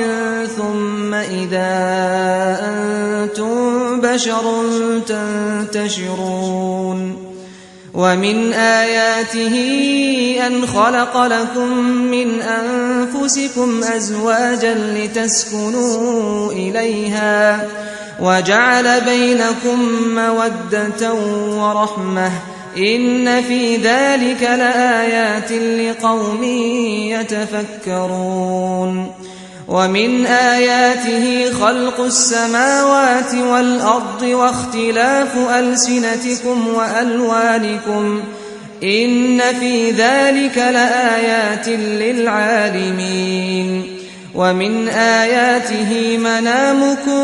بالليل والنهار وابتغاؤكم من فضله إن في ذلك لآيات لقوم يسمعون ومن آياته يريكم البرق خوفا وطمعا وينزل من السماء ماء فيحيي به الأرض بعد موتها إن في ذلك لآيات لقوم يعقلون ومن آياته أن تقوم السماء والأرض بأمره ثم إذا دعاكم دعوة من الأرض إذا أنتم تخرجون وله ما في السماوات والأرض كل له قانتون وهو الذي يبدأ الخلق ثم يعيده وهو أهون عليه وله المثل الأعلى في السماوات والأرض وهو العزيز الحكيم ضرب لكم مثلا من أنفسكم هل لكم مما ملكت أيمانكم من شركاء فيما رزقناكم فأنتم فيه سواء تخافونهم كخيفتكم أنفسكم كذلك نفصل الآيات لقوم يعقلون بل اتبع الذين ظلموا أهواءهم بغير علم فمن يهدي من أضل الله وما لهم من ناصرين فأقم وجهك للدين حنيفا فطرة الله التي فطر الناس عليها لا تبديل لخلق الله ذلك الدين القيم ولكن أكثر الناس لا يعلمون منيبين إليه واتقوه وأقيموا الصلاة ولا تكونوا من المشركين من الذين فرقوا دينهم وكانوا شيعا كل حزب بما لديهم فرحون وإذا مس الناس ضر دعوا ربهم منيبين إليه ثم إذا أذاقهم منه رحمة إذا فريق منهم بربهم يشركون ليكفروا بما آتيناهم فتمتعوا فسوف تعلمون أم أنزلنا عليهم سلطانا فهو يتكلم بما كانوا به يشركون وإذا أذقنا الناس رحمة فرحوا بها وإن تصبهم سيئة بما قدمت أيديهم إذا هم يقنطون أولم يروا أن الله يبسط الرزق لمن يشاء ويقدر إن في ذلك لآيات لقوم يؤمنون فآت ذا القربى حقه والمسكين وابن السبيل ذلك خير للذين يريدون وجه الله وأولئك هم المفلحون وما آتيتم من ربا ليربو في أموال الناس فلا يربو عند الله وما آتيتم من زكاة تريدون وجه الله فأولئك هم المضعفون الله الذي خلقكم ثم رزقكم ثم يميتكم ثم يحييكم هل من شركائكم من يفعل من ذلكم من شيء سبحانه وتعالى عما يشركون ظهر الفساد في البر والبحر بما كسبت أيدي الناس ليذيقهم بعض الذي عملوا لعلهم يرجعون قل سيروا في الأرض فانظروا كيف كان عاقبة الذين من قبل كان أكثرهم مشركين فأقم وجهك للدين القيم من قبل أن يأتي يوم لا مرد له من الله يومئذ يصدعون من كفر فعليه كفره ومن عمل صالحا فلأنفسهم يمهدون ليجزي الذين آمنوا وعملوا الصالحات من فضله إنه لا يحب الكافرين ومن آياته أن يرسل الرياح مبشرات وليذيقكم من رحمته ولتجري الفلك بأمره ولتبتغوا من فضله ولعلكم تشكرون ولقد أرسلنا من قبلك رسلا إلى قومهم فجاءوهم بالبينات فانتقمنا من الذين أجرموا وكان حقا علينا نصر المؤمنين الله الذي يرسل الرياح فتثير سحابا فيبسطه في السماء كيف يشاء ويجعله كسفا فترى الودق يخرج من خلاله فإذا أصاب به من يشاء من عباده إذا هم يستبشرون وإن كانوا من قبل أن ينزل عليهم من قبله لمبلسين فانظر إلى آثار رحمة الله كيف يحيي الأرض بعد موتها إن ذلك لمحيي الموتى وهو على كل شيء قدير ولئن أرسلنا ريحا فرأوه مصفرا لظلوا من بعده يكفرون فإنك لا تسمع الموتى ولا تسمع الصم الدعاء إذا ولوا مدبرين وما أنت بهاد العمي عن ضلالتهم إن تسمع إلا من يؤمن بآياتنا فهم مسلمون الله الذي خلقكم من ضعف ثم جعل من بعد ضعف قوة ثم جعل من بعد قوة ضعفا وشيبة يخلق ما يشاء وهو العليم القدير ويوم تقوم الساعة يقسم المجرمون ما لبثوا غير ساعة كذلك كانوا يؤفكون وقال الذين أوتوا العلم والإيمان لقد لبثتم في كتاب الله إلى يوم البعث فهذا يوم البعث ولكنكم كنتم لا تعلمون فيومئذ لا ينفع الذين ظلموا معذرتهم ولا هم يستعتبون ولقد ضربنا للناس في هذا القرآن من كل مثل ولئن جئتهم بآية ليقولن الذين كفروا إن أنتم إلا مبطلون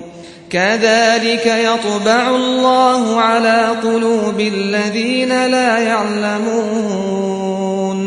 فاصبر إن وعد الله حق ولا يستخفنك الذين لا يوقنون بسم الله الرحمن الرحيم ألف لام ميم تلك آيات الكتاب الحكيم هدى ورحمة للمحسنين الذين يقيمون الصلاة ويؤتون الزكاة وهم بالآخرة هم يوقنون أولئك على هدى من ربهم وأولئك هم المفلحون ومن الناس من يشتري لهو الحديث ليضل عن سبيل الله بغير علم ويتخذها هزوا أولئك لهم عذاب مهين وإذا تتلى عليه آياتنا ولى مستكبرا كأن لم يسمعها كأن في أذنيه وقرا فبشره بعذاب أليم إن الذين آمنوا وعملوا الصالحات لهم جنات النعيم خالدين فيها وعد الله حقا وهو العزيز الحكيم خلق السماوات بغير عمد ترونها وألقى في الأرض رواسي أن تميد بكم وبث فيها من كل دابة وأنزلنا من السماء ماء فأنبتنا فيها من كل زوج كريم هذا خلق الله فأروني ماذا خلق الذين من دونه بل الظالمون في ضلال مبين ولقد آتينا لقمان الحكمة أن اشكر لله ومن يشكر فإنما يشكر لنفسه ومن كفر فإن الله غني حميد وإذ قال لقمان لابنه وهو يعظه يا بني لا تشرك بالله إن الشرك لظلم عظيم ووصينا الإنسان بوالديه حملته أمه وهنا على وهن وفصاله في عامين أن اشكر لي ولوالديك إلي المصير وإن جاهداك على أن تشرك بي ما ليس لك به علم فلا تطعهما وصاحبهما في الدنيا معروفا واتبع سبيل من أناب إلي ثم إلي مرجعكم فأنبئكم بما كنتم تعملون يا بني إنها إن تك مثقال حبة من خردل فتكن في صخرة أو في السماوات أو في الأرض حبة من خردل فتكن في صخرة أو في السماوات أو في الأرض يأت بها الله إن الله لطيف خبير يا بني أقم الصلاة وأمر بالمعروف وانه عن المنكر واصبر على ما أصابك إن ذلك من عزم الأمور ولا تصعد خدك للناس ولا تمش في الأرض مرحا إن الله لا يحب كل مختال فخور واقصد في مشيك واغضض من صوتك إن أنكر الأصوات لصوت الحمير ألم تروا أن الله سخر لكم ما في السماوات وما في الأرض وأسبغ عليكم نعمه ظاهرة وباطنة ومن الناس من يجادل في الله بغير علم ولا هدى ولا كتاب منير وإذا قيل لهم اتبعوا ما أنزل الله قالوا بل نتبع ما وجدنا عليه آباءنا أولو كان الشيطان يدعوهم إلى عذاب السعير ومن يسلم وجهه إلى الله وهو محسن فقد استمسك بالعروة الوثقى وإلى الله عاقبة الأمور ومن كفر فلا يحزنك كفره إلينا مرجعهم فننبئهم بما عملوا إن الله عليم بذات الصدور نمتعهم قليلا ثم نضطرهم إلى عذاب غليظ ولئن سألتهم من خلق السماوات والأرض ليقولن الله قل الحمد لله بل أكثرهم لا يعلمون لله ما في السماوات والأرض إن الله هو الغني الحميد ولو أن ما في الأرض من شجرة أقلام والبحر يمده من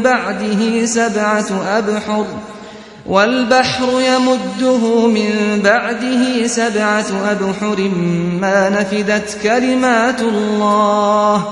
إن الله عزيز حكيم ما خلقكم ولا بعثكم إلا كنفس واحدة إن الله سميع بصير ألم تر أن الله يولج الليل في النهار ويولج النهار في الليل وسخر الشمس والقمر كل يجري إلى أجل مسمى وأن الله بما تعملون خبير ذلك بأن الله هو الحق وأن ما يدعون من دونه الباطل وأن الله هو العلي الكبير ألم تر أن الفلك تجري في البحر بنعمة الله ليريكم من آياته إن في ذلك لآيات لكل صبار شكور وإذا غشيهم موج كالظلل دعوا الله مخلصين له الدين فلما نجاهم إلى البر فمنهم مقتصد وما يجحد بآياتنا إلا كل ختار كفور يا أيها الناس اتقوا ربكم واخشوا يوما لا يجزي والد عن ولده ولا مولود هو جاز عن والده شيئا إن وعد الله حق فلا تغرنكم الحياة الدنيا ولا يغرنكم بالله الغرور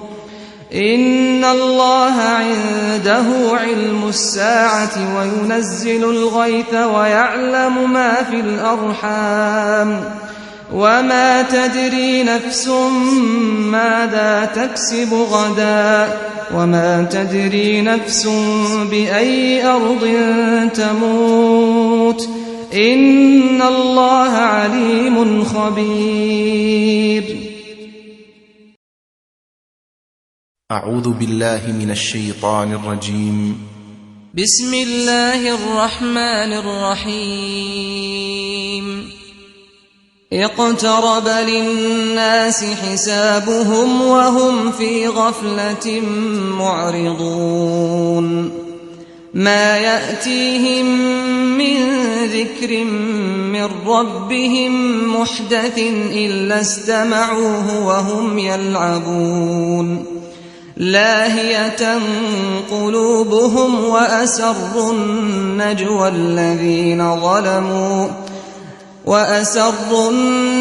الذين ظلموا هل هذا إلا بشر مثلكم أفتأتون السحر وأنتم تبصرون قال ربي يعلم القول في السماء والأرض وهو السميع العليم بل قالوا أضغاث أحلام بل افتراه بل هو شاعر فليأتنا بآية كما أرسل الأولون ما آمنت قبلهم من قرية أهلكناها أفهم يؤمنون وما أرسلنا قبلك إلا رجالا نوحي إليهم فاسألوا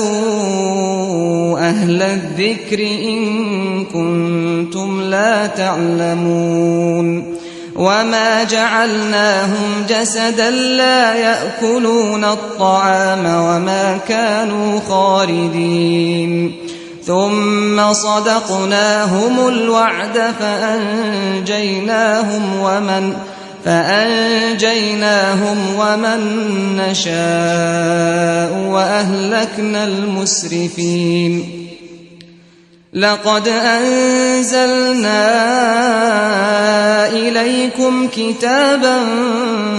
فيه ذكركم أفلا تعقلون وكم قصمنا من قرية كانت ظالمة وأنشأنا بعدها قوما آخرين فلما أحسوا بأسنا إذا هم منها يركضون لا تركضوا وارجعوا إلى ما أترفتم فيه ومساكنكم لعلكم تسألون قالوا يا ويلنا إنا كنا ظالمين فما زالت تلك دعواهم حتى جعلناهم حصيدا خامدين وما خلقنا السماء والأرض وما بينهما لاعبين لو أردنا أن نتخذ لهوا لاتخذناه من لدنا إن كنا فاعلين بل نقذف بالحق على الباطل فيدمغه فإذا هو زاهق ولكم الويل مما تصفون وله من في السماوات والأرض ومن عنده لا يستكبرون عن عبادته ولا يستحسرون يسبحون الليل والنهار لا يفترون أم اتخذوا آلهة من الأرض هم ينشرون لو كان فيهما آلهة إلا الله لفسدتا فسبحان الله رب العرش عما يصفون لا يسأل عما يفعل وهم يسألون أم اتخذوا من دونه آلهة قل هاتوا برهانكم هذا ذكر من معي وذكر من قبلي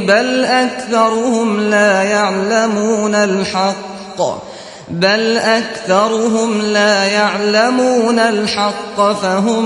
معرضون وما أرسلنا من قبلك من رسول إلا نوحي إليه أنه لا إله إلا أنا فاعبدون وقالوا اتخذ الرحمن ولدا سبحانه بل عباد مكرمون لا يسبقونه بالقول وهم بأمره يعملون يعلم ما بين أيديهم وما خلفهم ولا يشفعون إلا لمن ارتضى وهم من خشيته مشفقون ومن يقل منهم إني إله من دونه فذلك نجزيه جهنم كذلك نجزي الظالمين أولم ير الذين كفروا أن السماوات والأرض كانتا رتقا ففتقناهما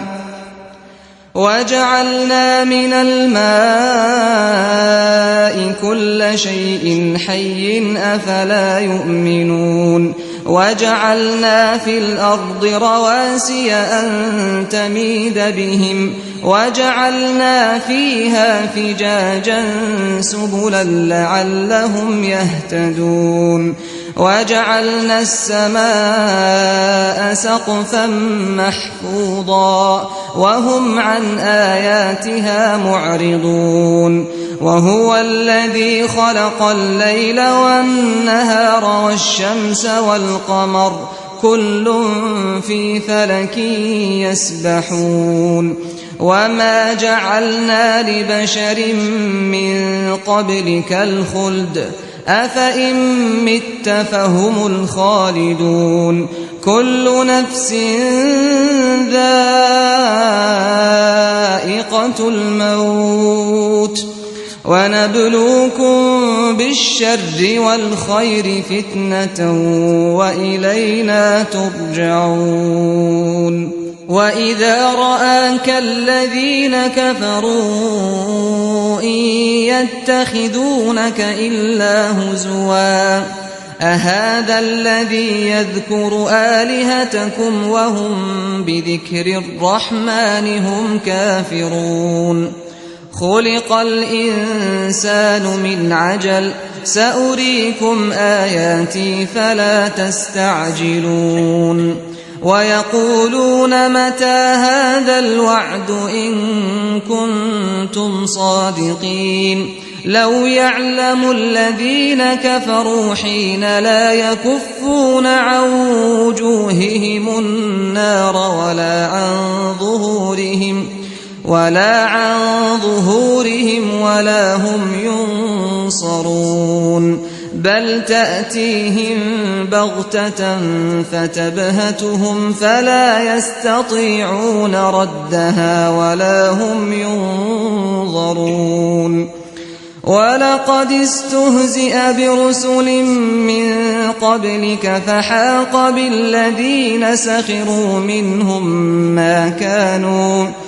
فحاق بالذين سخروا منهم ما كانوا به يستهزئون قل من يكلؤكم بالليل والنهار من الرحمن بل هم عن ذكر ربهم معرضون أم لهم آلهة تمنعهم من دوننا لا يستطيعون نصر أنفسهم ولا هم منا يصحبون بل متعنا هؤلاء وآباءهم حتى طال عليهم العمر أفلا يرون أنا نأتي الأرض ننقصها من أطرافها أفهم الغالبون قل إنما أنذركم بالوحي ولا يسمع الصم الدعاء إذا ما ينذرون ولئن مستهم نفحة من عذاب ربك ليقولن يا ويلنا إنا كنا ظالمين ونضع الموازين القسط ليوم القيامة فلا تظلم نفس شيئا وإن كان مثقال حبة من خردل أتينا بها وكفى بنا حاسبين ولقد آتينا موسى وهارون الفرقان وضياء وذكرا للمتقين الذين يخشون ربهم بالغيب وهم من الساعة مشفقون وهذا ذكر مبارك أنزلناه أفأنتم له منكرون وهذا ذكر مبارك أنزلناه أفأنتم له منكرون ولقد آتينا إبراهيم رشده من قبل وكنا به عالمين إذ قال لأبيه وقومه ما هذه التماثيل التي أنتم لها عاكفون قالوا وجدنا آباءنا لها عابدين قال لقد كنتم أنتم وآباؤكم في ضلال مبين قالوا أجئتنا بالحق أم أنت من اللاعبين قال بل ربكم رب السماوات والأرض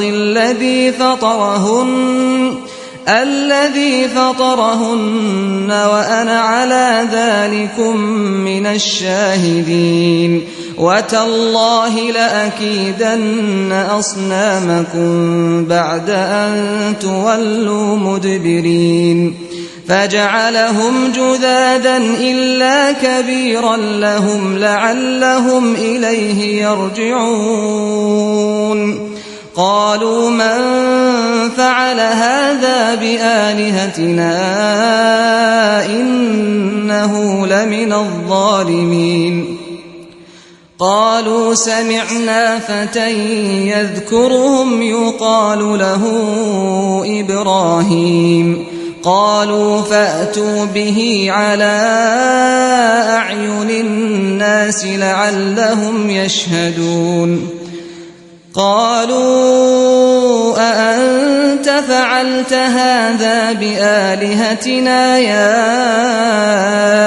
إبراهيم قال بل فعله كبيرهم هذا فاسألوهم إن كانوا ينطقون فرجعوا إلى أنفسهم فقالوا إنكم أنتم الظالمون ثم نكسوا على رؤوسهم لقد علمت ما هؤلاء ينطقون قال أفتعبدون من دون الله ما لا ينفعكم شيئا ولا يضركم أف لكم ولما تعبدون من دون الله أفلا تعقلون قالوا حرقوه وانصروا آلهتكم إن كنتم فاعلين قلنا يا نار كوني بردا وسلاما على إبراهيم وأرادوا به كيدا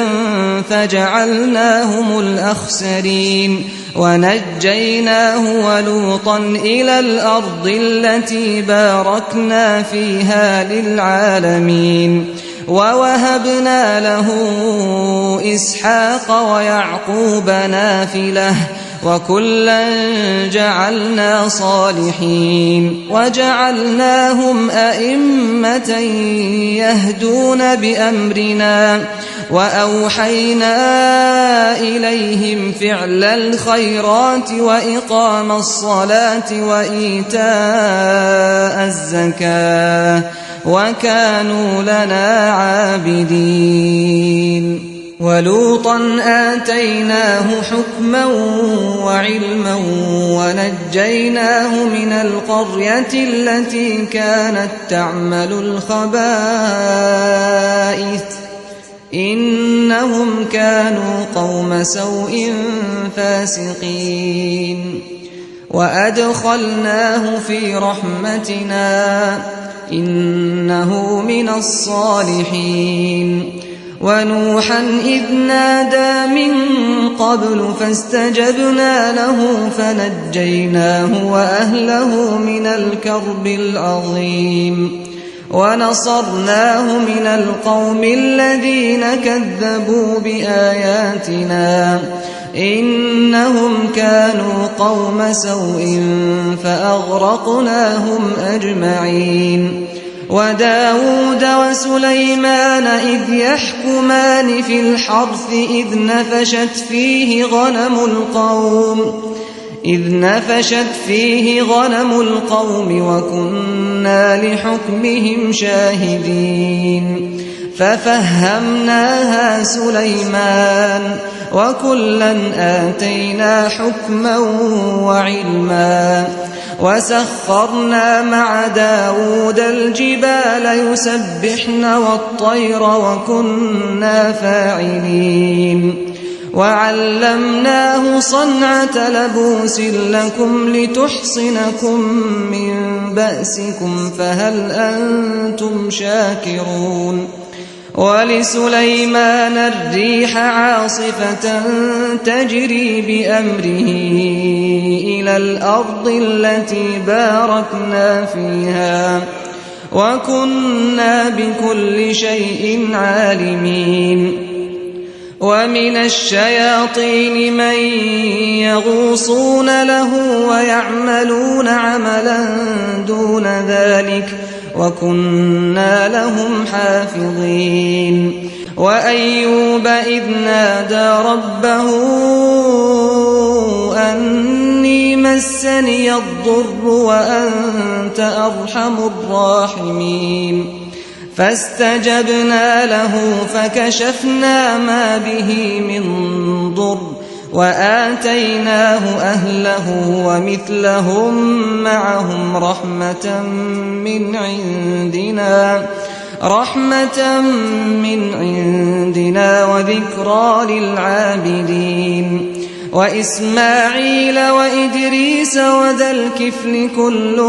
من الصابرين وأدخلناهم في رحمتنا إنهم من الصالحين وذا النون إذ ذهب مغاضبا فظن أن لن نقدر عليه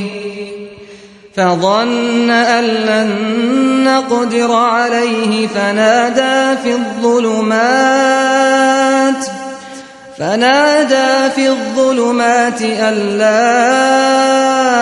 إله إلا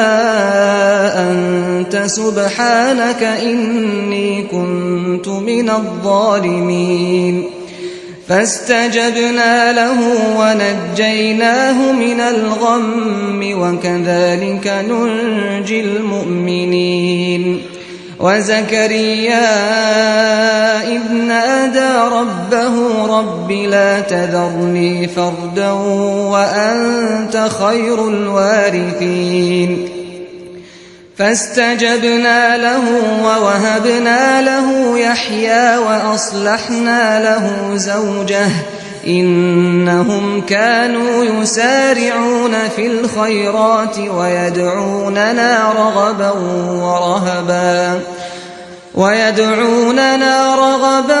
ورهبا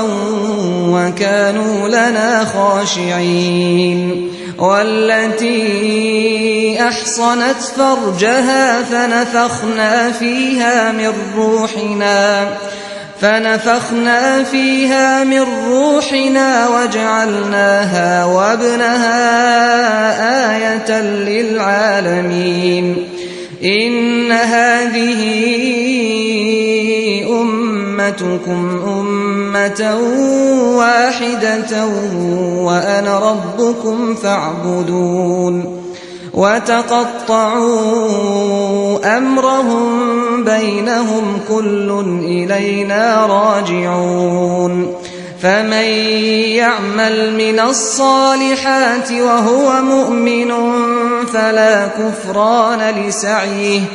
فلا كفران لسعيه وإنا له كاتبون وحرام على قرية أهلكناها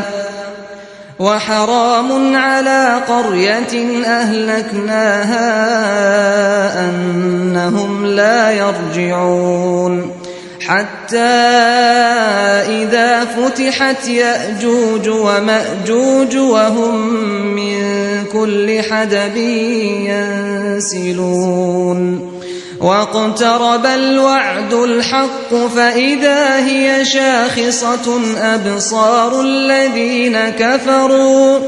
يا ويلنا قد كنا في غفلة من هذا بل كنا ظالمين إنكم وما تعبدون من دون الله حصب جهنم أنتم لها واردون لو كان هؤلاء آلهة ما وردوها وكل فيها خالدون لهم فيها زفير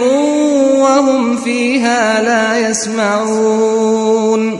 إن الذين سبقت لهم منا الحسنى أولئك عنها مبعدون لا يسمعون حسيسها وهم فيما اشتهت أنفسهم خالدون لا يحزنهم الفزع الأكبر وتتلقاهم الملائكة هذا يومكم الذي كنتم توعدون يوم نطوي السماء كطي السجل للكتب كما بدأنا أول خلق نعيده وعدا علينا إنا كنا فاعلين ولقد كتبنا في الزبور من بعد الذكر أن الأرض يرثها عبادي الصالحون إن في هذا لبلاغا لقوم عابدين وما أرسلناك إلا رحمة للعالمين قل إنما يوحى إلي أنما إلهكم إله واحد فهل أنتم مسلمون فإن تولوا فقل آذنتكم على سواء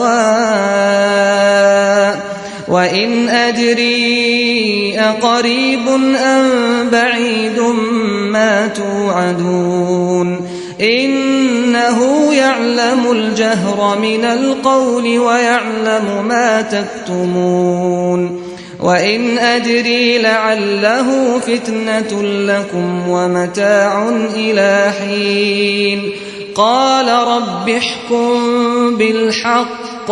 وربنا الرحمن المستعان على ما تصفون بسم الله الرحمن الرحيم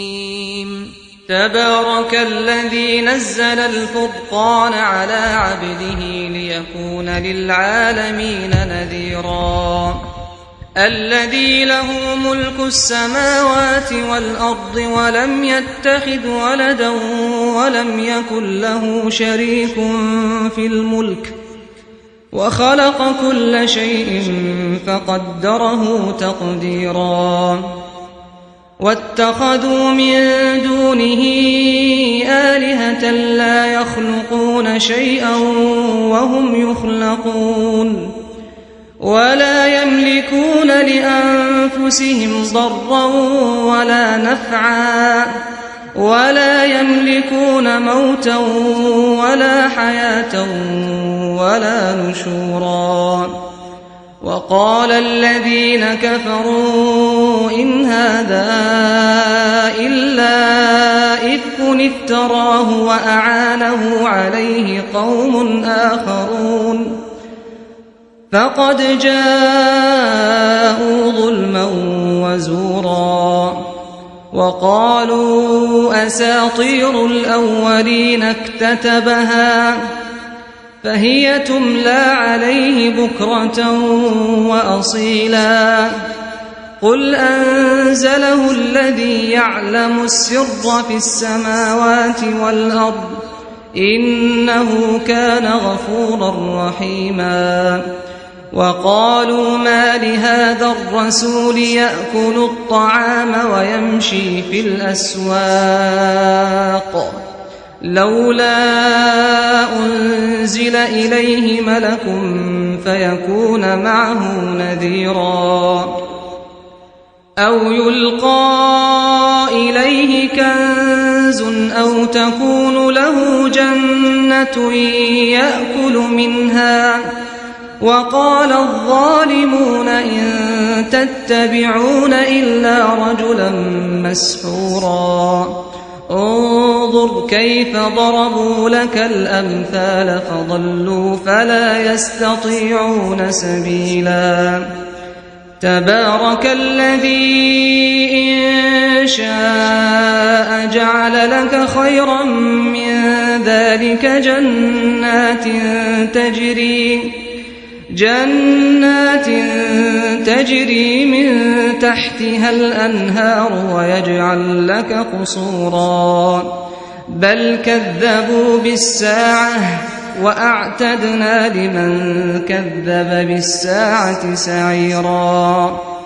إذا رأتهم من مكان بعيد سمعوا لها تغيظا وزفيرا وإذا ألقوا منها مكانا ضيقا مقرنين دعوا هنالك ثبورا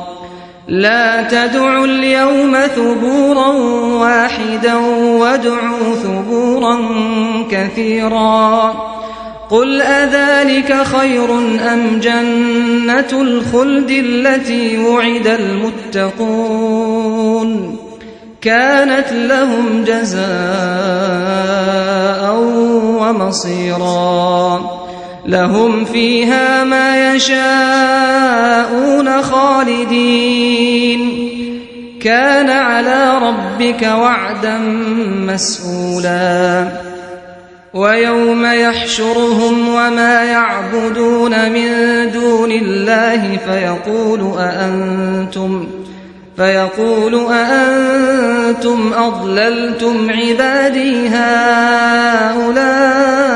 أم هم ضلوا السبيل قالوا سبحانك ما كان ينبغي لنا أن نتخذ من دونك من أولياء ولكن متعتهم وآباءهم حتى نسوا الذكر وكانوا قوما بورا فقد كذبوكم بما تقولون فما تستطيعون صرفا ولا نصرا ومن يظلم منكم نذقه عذابا كبيرا وما أرسلنا قبلك من المرسلين إلا إنهم ليأكلون الطعام ويمشون في الأسواق وجعلنا بعضكم لبعض فتنة أتصبرون وكان ربك بصيرا وقال الذين لا يرجون لقاءنا لولا أنزل علينا الملائكة أو نرى ربنا لقد استكبروا في أنفسهم وعتوا عتوا كبيرا يوم يرون الملائكة لا بشرى يومئذ للمجرمين ويقولون حجرا محجورا وقدمنا إلى ما عملوا من عمل فجعلناه هباء منثورا أصحاب الجنة يومئذ خير مستقرا وأحسن مقيلا ويوم تشقق السماء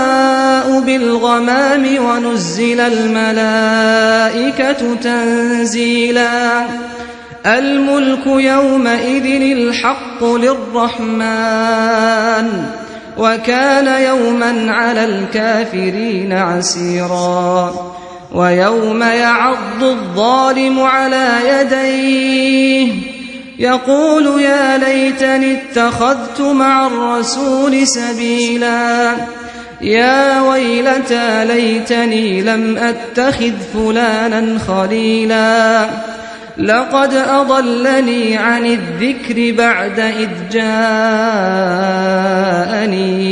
وكان الشيطان للإنسان خذولا وقال الرسول يا رب إن قوم اتخذوا هذا القرآن مهجورا وكذلك جعلنا لكل نبي عدوا من المجرمين وكفى بربك هاديا ونصيرا وقال الذين كفروا لولا نزل عليه القرآن جملة واحدة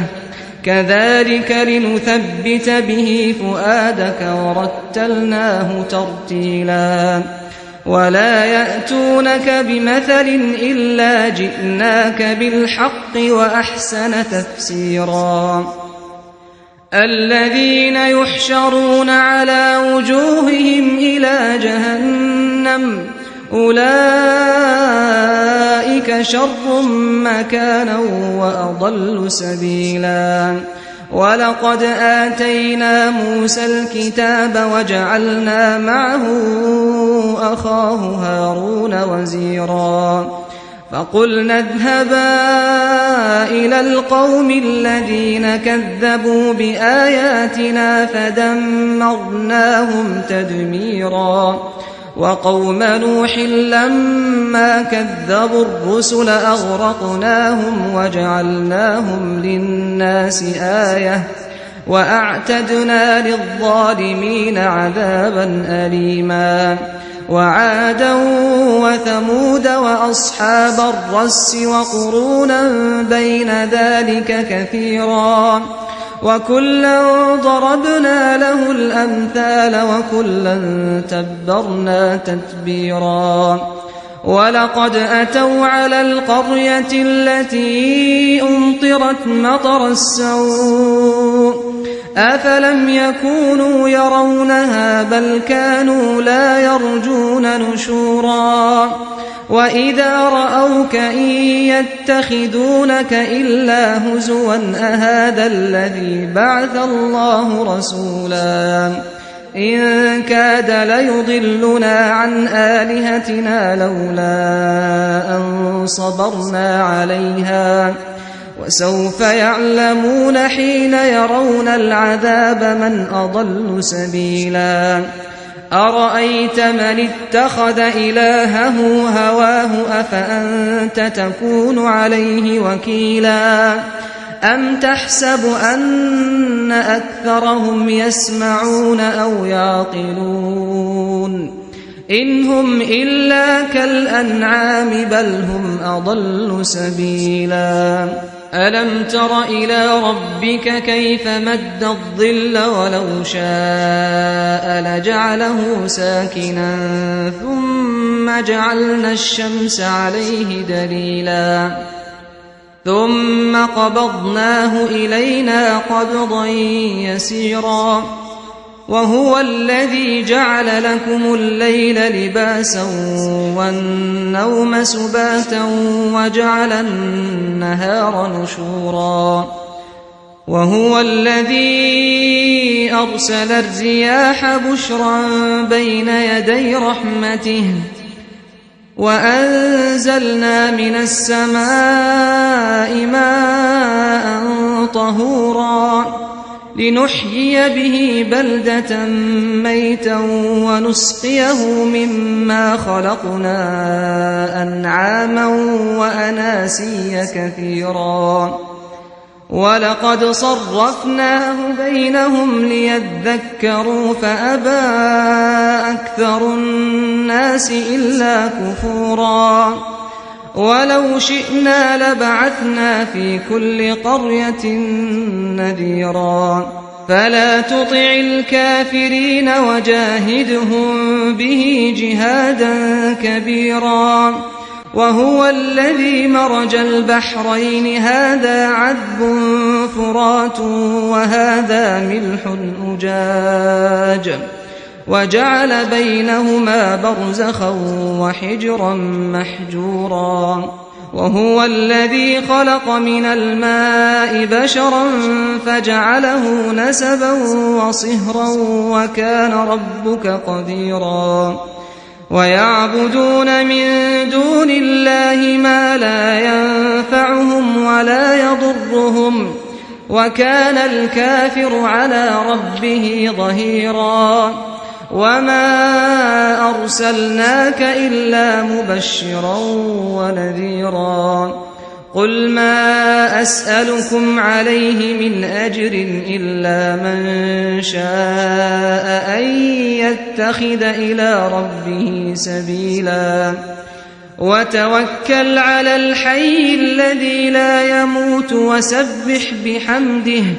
وكفى به بذنوب عباده خبيرا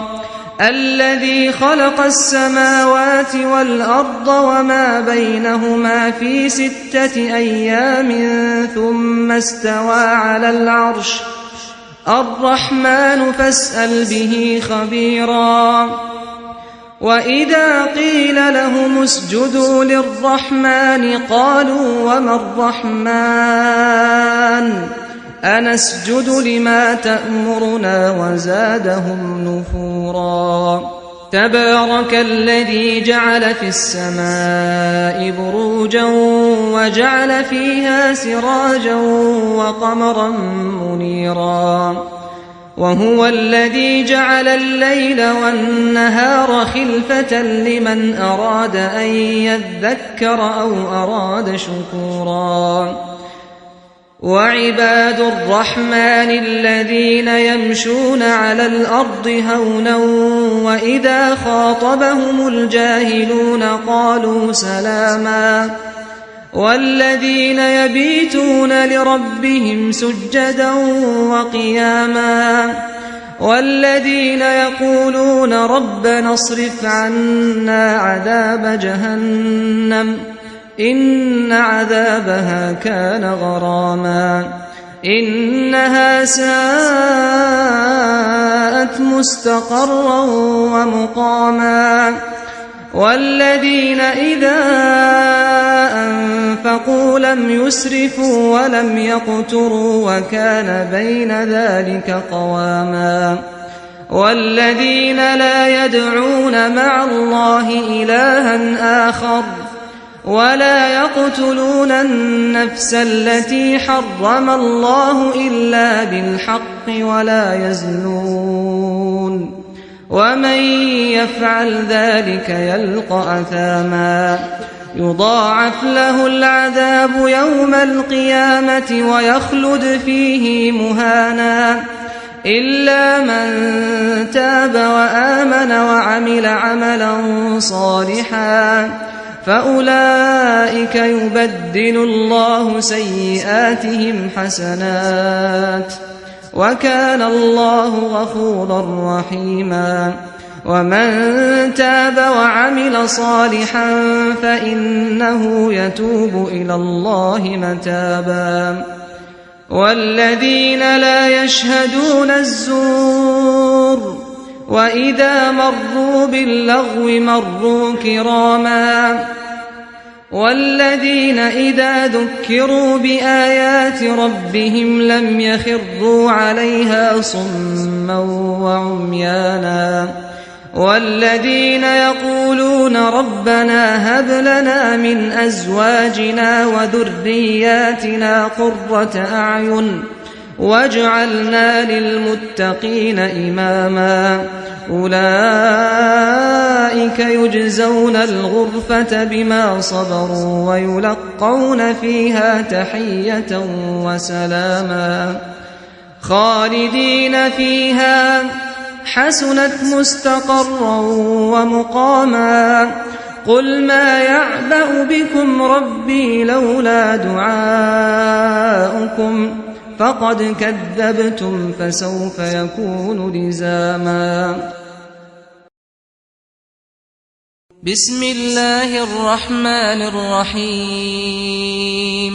يا أيها الناس اتقوا ربكم إن زلزلة الساعة شيء عظيم يوم ترونها تذهل كل مرضعة عما أرضعت وتضع كل ذات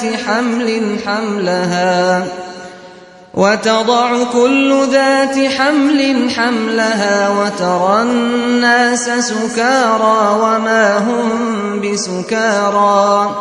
وما هم بسكارى ولكن عذاب الله شديد ومن الناس من يجادل في الله بغير علم ويتبع كل شيطان مريد كتب عليه أنه من تولاه فأنه يضله ويهديه إلى عذاب السعير يا أيها الناس إن كنتم في ريب من البعث فإنا خلقناكم من تراب ثم من نطفة ثم من علقة ثم من مضغة مخلقة وغير مخلقة لنبين لكم ونقر في الأرحام ما نشاء إلى أجل مسمى ثم نخرجكم طفلا ثم لتبلغوا أشدكم ومنكم من يتوفى ومنكم من يرد إلى أرذل العمر لكي لا يعلم من بعد علم شيئا وترى الأرض هامدة فإذا أنزلنا عليها الماء اهتزت وربت وأنبتت من كل زوج بهيج ذلك بأن الله هو الحق وأنه يحيي الموتى وأنه على كل شيء قدير وأن الساعة آتية لا ريب فيها وأن الله يبعث من في القبور ومن الناس من يجادل في الله بغير علم ولا هدى ولا كتاب منير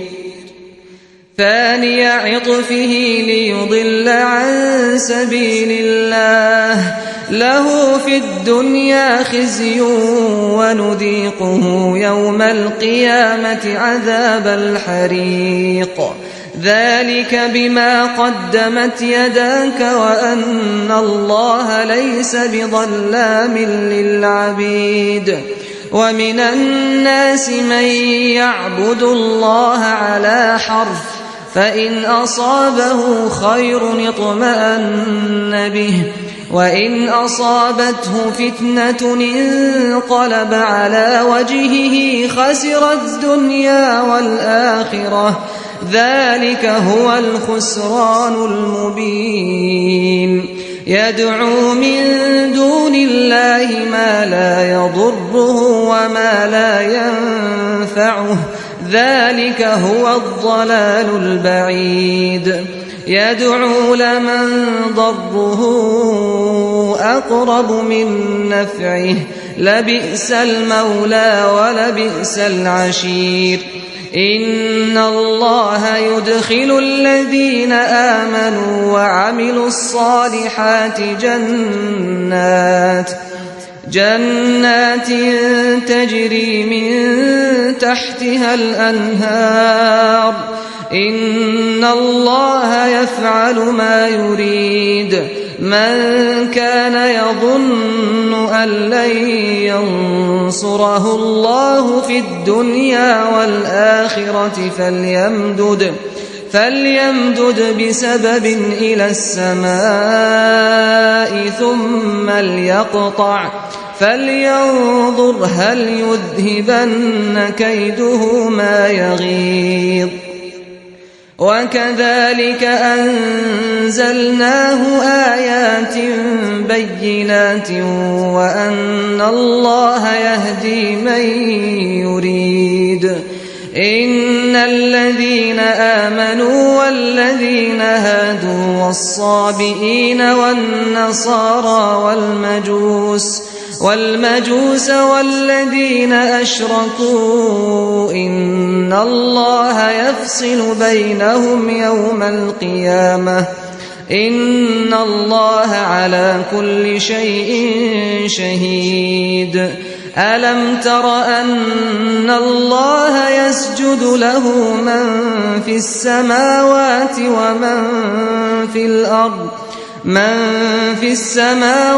ومن في الأرض والشمس والقمر والنجوم والجبال والشجر والدواب وكثير من الناس وكثير حق عليه العذاب ومن يهن الله فما له من مكرم إن الله يفعل ما يشاء هذان خصمان اختصموا في ربهم فالذين كفروا قطعت لهم ثياب من نار يصب من فوق رؤوسهم الحميم يصهر به ما في بطونهم والجلود ولهم مقامع من حديد كلما أرادوا أن يخرجوا منها من غم أعيدوا فيها وذوقوا عذاب الحريق إن الله يدخل الذين آمنوا وعملوا الصالحات جنات تجري من تحتها الأنهار يحلون فيها من أساور من ذهب ولؤلؤا ولباسهم فيها حرير وهدوا إلى الطيب من القول وهدوا إلى صراط الحميد إن الذين كفروا ويصدون عن سبيل الله والمسجد الحرام الذي جعلناه للناس سواء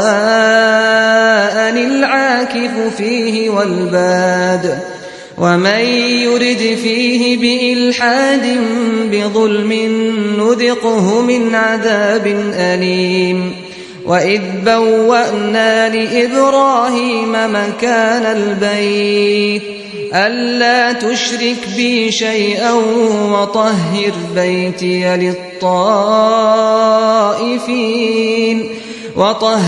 بيتي للطائفين والقائمين والركع السجود وأذن في الناس بالحج يأتوك رجالا وعلى كل ضامر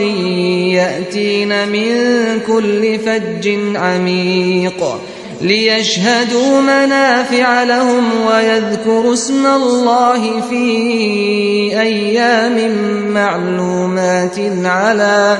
على ما رزقهم من بهيمة الأنعام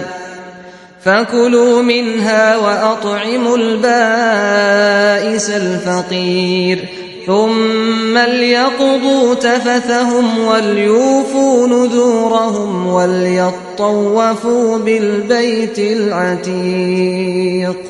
ذلك ومن يعظم حرمات الله فهو خير له عند ربه وأحلت لكم الأنعام إلا ما يتلى عليكم فاجتنبوا الرجس من الأوثان واجتنبوا قول الزور حنفاء لله غير مشركين به ومن يشرك بالله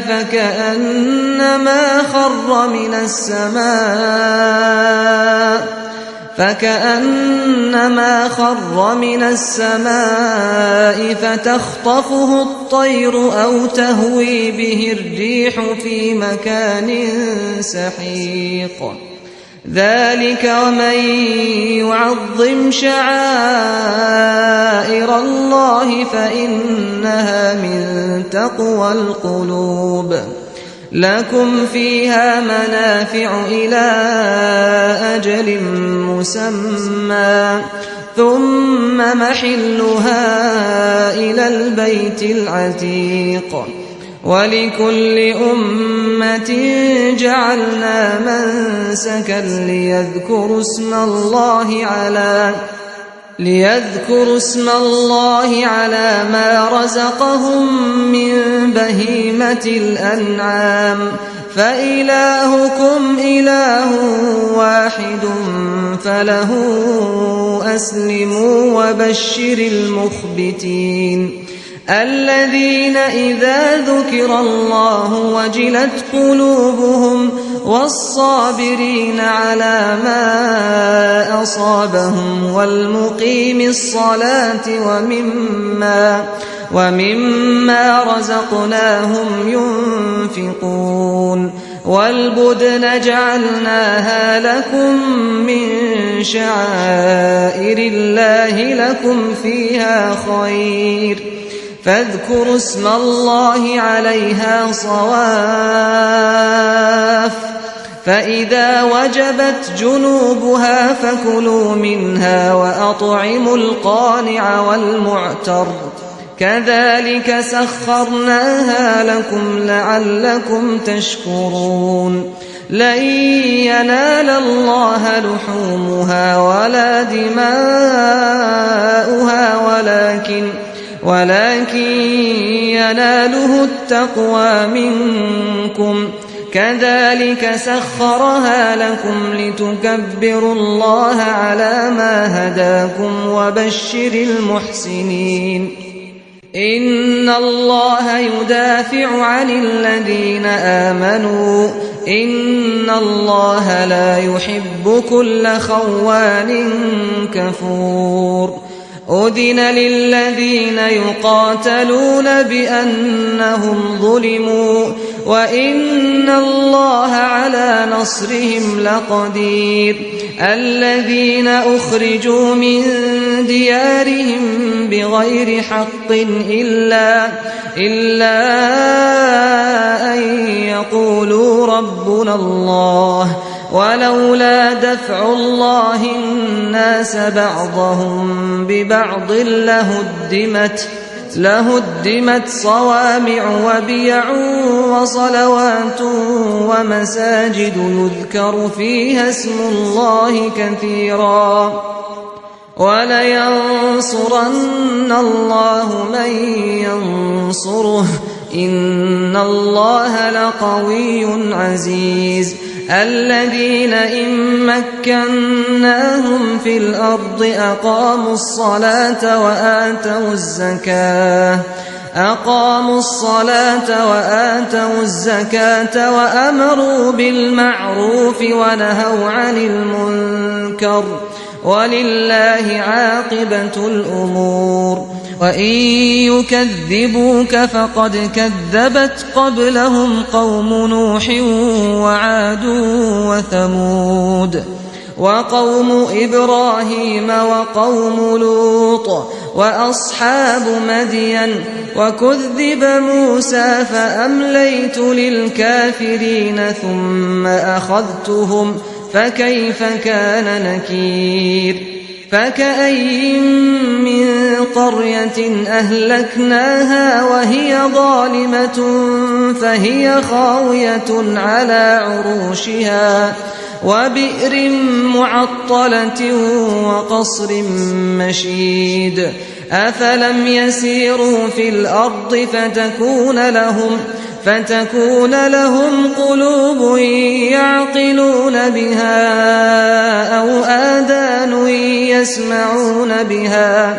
فإنها لا تعمى الأبصار ولكن تعمى القلوب التي في الصدور ويستعجلونك بالعذاب ولن يخلف الله وعده وإن يوما عند ربك كألف سنة مما تعدون وكأي من قرية أمليت لها وهي ظالمة ثم أخذتها وإلي المصير قل يا أيها الناس إنما أنا لكم نذير مبين فالذين آمنوا وعملوا الصالحات لهم مغفرة ورزق كريم والذين سعوا في آياتنا معاجزين أولئك أصحاب الجحيم وما أرسلنا من قبلك من رسول ولا نبي إلا إذا تمنى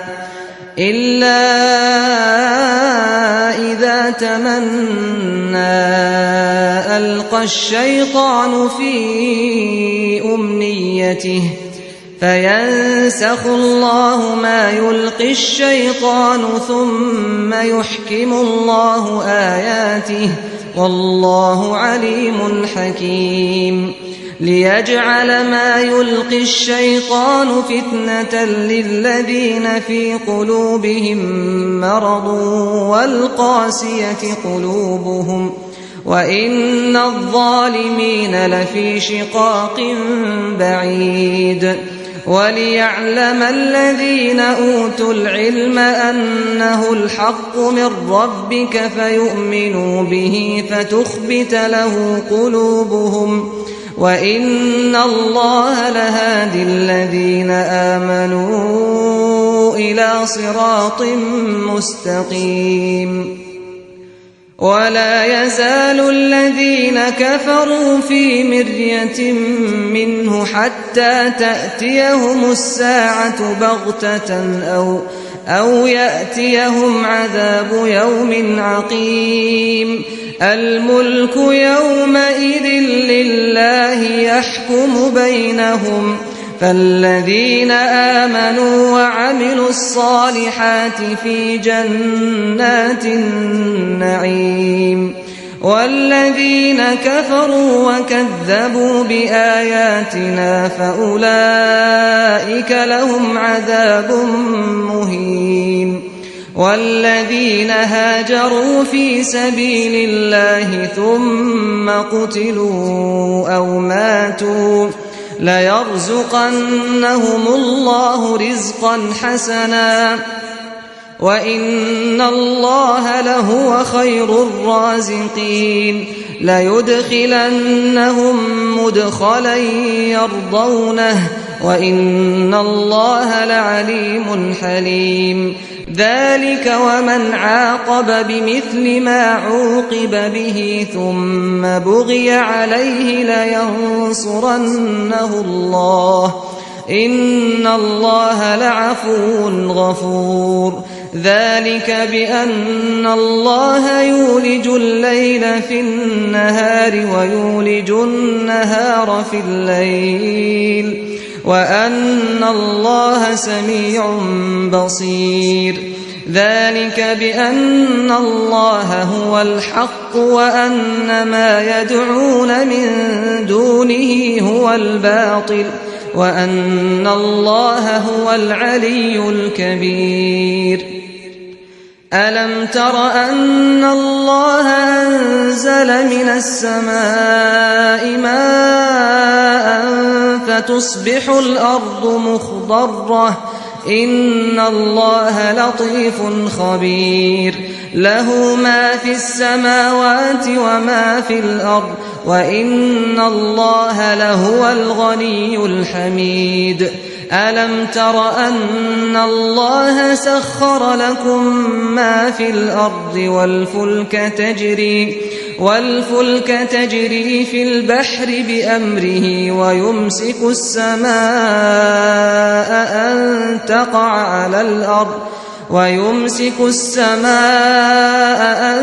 تقع على الأرض إلا بإذنه إن الله بالناس لرءوف رحيم وهو الذي أحياكم ثم يميتكم ثم يحييكم إن الإنسان لكفور لكل أمة جعلنا منسكا هم ناسكوه فلا ينازعنك في الأمر وادع إلى ربك إنك لعلى هدى مستقيم وإن جادلوك فقل الله أعلم بما تعملون الله يحكم بينكم يوم القيامة فيما كنتم فيه تختلفون ألم تعلم أن الله يعلم ما في السماء والأرض إن ذلك في كتاب إن ذلك على الله يسير ويعبدون من دون الله ما لم ينزل به سلطانا وما ليس لهم به علم وما للظالمين من نصير وإذا تتلى عليهم آياتنا بينات تعرف في وجوه الذين كفروا المنكر يكادون يسطون بالذين يتلون عليهم آياتنا قل أفأنبئكم بشر من ذلكم النار وعدها الله الذين كفروا وبئس المصير يا أيها الناس ضرب مثل فاستمعوا له إن الذين تدعون من دون الله لن يخلقوا ذبابا ولو اجتمعوا له وإن يسلبهم الذباب شيئا لا يستنقذوه منه ضعف الطالب والمطلوب ما قدروا الله حق قدره إن الله لقوي عزيز الله يصطفي من الملائكة رسلا ومن الناس إن الله سميع بصير يعلم ما بين أيديهم وما خلفهم وإلى الله ترجع الأمور يا أيها الذين آمنوا اركعوا واسجدوا واعبدوا ربكم وافعلوا الخير لعلكم تفلحون وجاهدوا في الله حق جهاده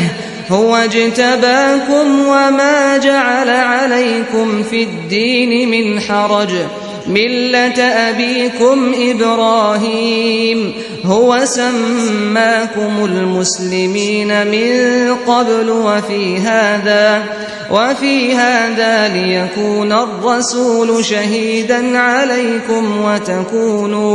وتكونوا شهداء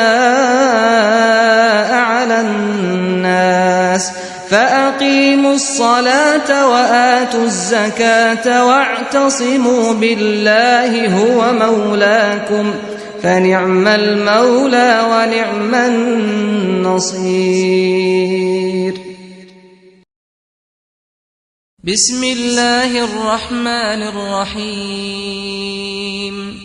قد أفلح المؤمنون الذين هم في صلاتهم خاشعون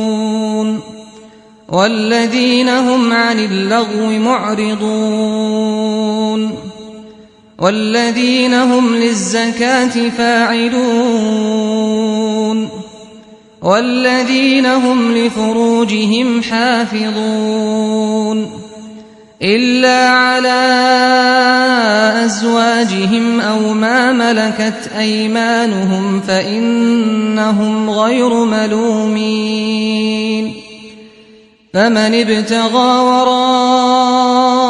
ذلك فأولئك هم العادون والذين هم لأماناتهم وعهدهم راعون والذين هم على صلواتهم يحافظون أولئك هم الوارثون الذين يرثون الفردوس هم فيها خالدون. ولقد خلقنا الإنسان من سلالة من طين ثم جعلناه نطفة في قرار مكين ثم خلقنا النطفة علقة فخلقنا العلقة مضغة فخلقنا المضغة عظاما فكسونا العظام لحما ثم أنشأناه خلقا آخر فتبارك الله أحسن الخالقين. ثم إنكم بعد ذلك لميتون ثم إنكم يوم القيامة تبعثون. ولقد خلقنا فوقكم 7 طرائق وما كنا عن الخلق غافلين. وأنزلنا من السماء ماء بقدر فأسكناه في الأرض وإنا على ذهاب به لقادرون. فأنشأنا لكم به جنات من نخيل وأعناب لكم فيها فواكه كثيرة ومنها تأكلون. وشجرة تخرج من طور سيناء تنبت بالدهن وصبغ للآكلين. وإن لكم في الأنعام لعبرة نسقيكم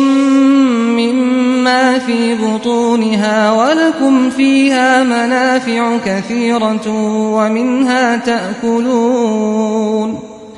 وعليها وعلى الفلك تحملون. ولقد أرسلنا نوحا إلى قومه فقال يا قوم اعبدوا الله ما لكم من إله غيره أفلا تتقون. فقال الملأ الذين كفروا من قومه ما هذا إلا بشر مثلكم يريد أن يتفضل عليكم ولو شاء الله لأنزل أنزل ملائكة ما سمعنا بهذا في آبائنا الأولين إن هو إلا رجل به جنة فتربصوا به حتى حين قال رب انصرني بما كذبون فأوحينا إليه أن اصنع الفلك بأعيننا ووحينا فإذا جاء أمرنا وفاردت النور فاسلك فيها من كل زوجين اثنين وأهلك إلا من سبق عليه القول منهم ولا تخاطبني في الذين ظلموا إنهم مغرقون فإذا استويت أنت ومن معك على الفلك فقل الحمد لله الذي نجانا من القوم الظالمين وقل رب أنزلني منزلا مباركا وأنت خير المنزلين إن في ذلك لآيات وإن كنا لمبتلين ثم أنشأنا من بعدهم قرنا آخرين فأرسلنا فيهم رسولا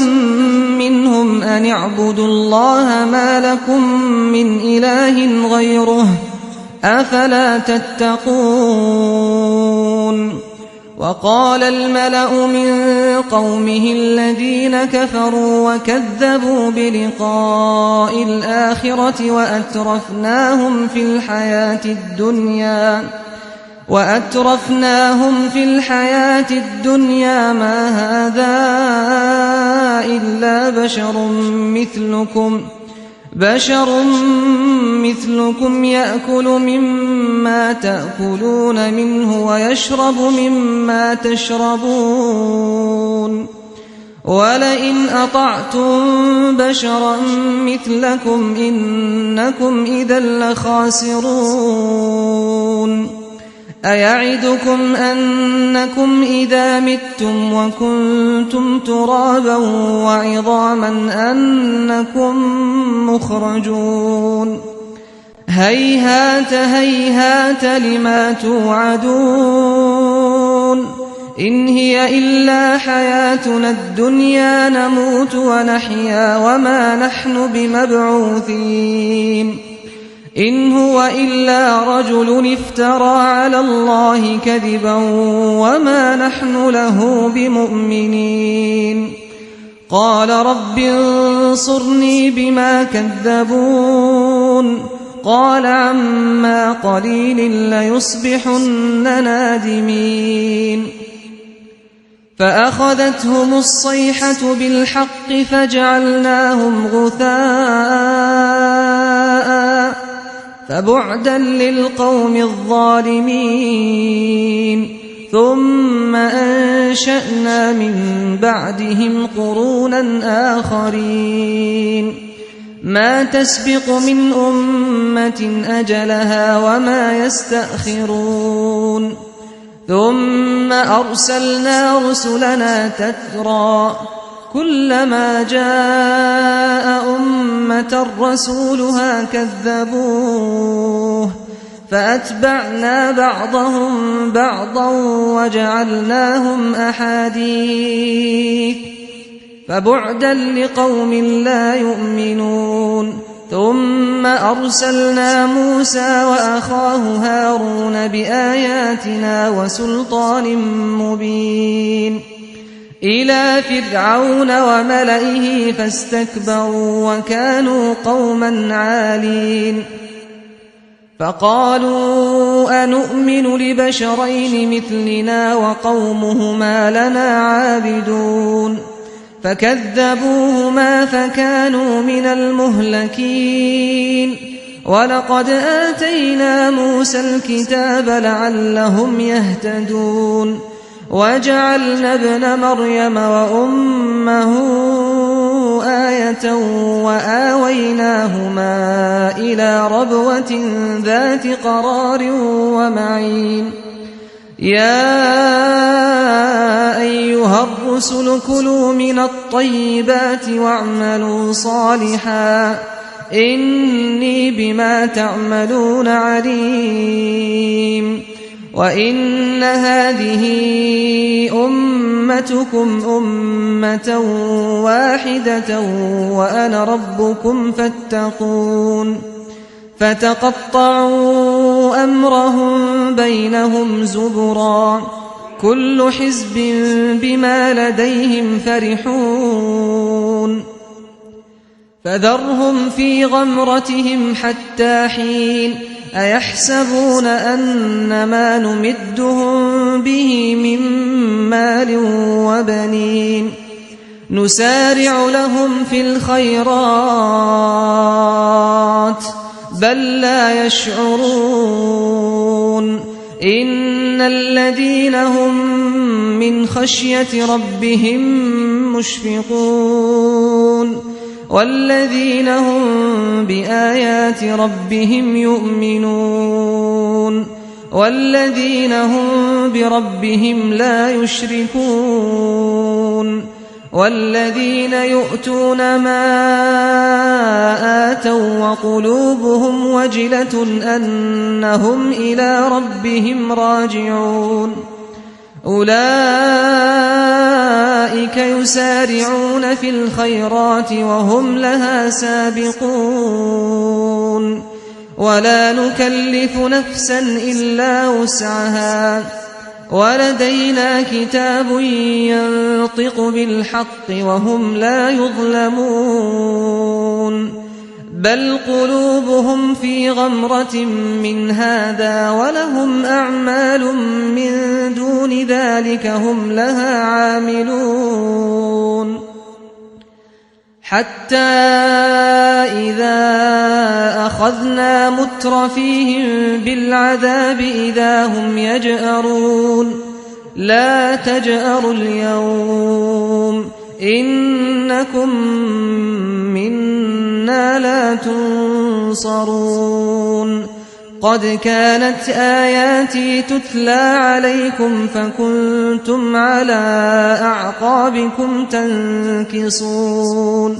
مستكبرين به سامرا تهجرون أفلم يدبروا القول أم جاءهم ما لم يأت آباءهم الأولين أم لم يعرفوا رسولهم فهم له منكرون أم يقولون به جنة بل جاءهم بالحق وأكثرهم للحق كارهون ولو اتبع الحق أهواءهم لفسدت السماوات والأرض ومن فيهن بل أتيناهم بذكرهم فهم عن ذكرهم معرضون أم تسألهم خرجا فخراج ربك خير وهو خير الرازقين وإنك لتدعوهم إلى صراط مستقيم وإن الذين لا يؤمنون بالآخرة عن الصراط لناكبون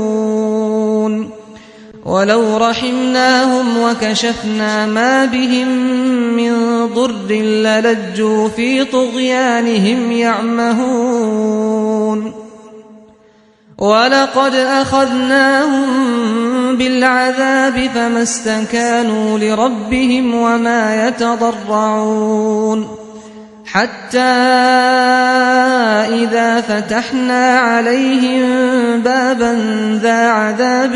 شديد إذا هم فيه مبلسون وهو الذي أنشأ لكم السمع والأبصار والأفئدة قليلا ما تشكرون وهو الذي ذرأكم في الأرض وإليه تحشرون وهو الذي يحيي ويميت وله اختلاف الليل والنهار أفلا تعقلون بل قالوا مثل ما قال الأولون قالوا أئذا متنا وكنا ترابا وعظاما أئنا لمبعوثون لقد وعدنا نحن وآباؤنا هذا من قبل إن هذا إلا أساطير الأولين قل لمن الأرض ومن فيها إن كنتم تعلمون سيقولون لله قل أفلا تذكرون قل من رب السماوات السبع ورب العرش العظيم سيقولون لله قل أفلا تتقون قل من بيده ملكوت كل شيء وهو يجير ولا يجار عليه إن كنتم تعلمون سيقولون لله قل فأنى تسحرون بل أتيناهم بالحق وإنهم لكاذبون ما اتخذ الله من ولد وما كان معه من إله إذا لذهب كل إله بما خلق ولعلى بعضهم على بعض سبحان الله عما يصفون عالم الغيب والشهادة فتعالى عما يشركون قل رب إما تريني ما يوعدون رب فلا تجعلني في القوم الظالمين وإنا على أن نريك ما نعدهم لقادرون ادفع بالتي هي أحسن السيئة نحن أعلم بما يصفون وقل رب أعوذ بك من همزات الشياطين وأعوذ بك رب أن يحضرون حتى إذا جاء أحدهم الموت قال رب ارجعون لعلي أعمل صالحا فيما تركت كلا إنها كلمة هو قائلها ومن ورائهم برزخ إلى يوم يبعثون فإذا نفخ في الصور فلا أنساب بينهم يومئذ ولا يتساءلون فمن ثقلت موازينه فأولئك هم المفلحون فمن ثقلت موازينه فأولئك هم المفلحون ومن خفت موازينه فأولئك الذين خسروا أنفسهم في جهنم خالدون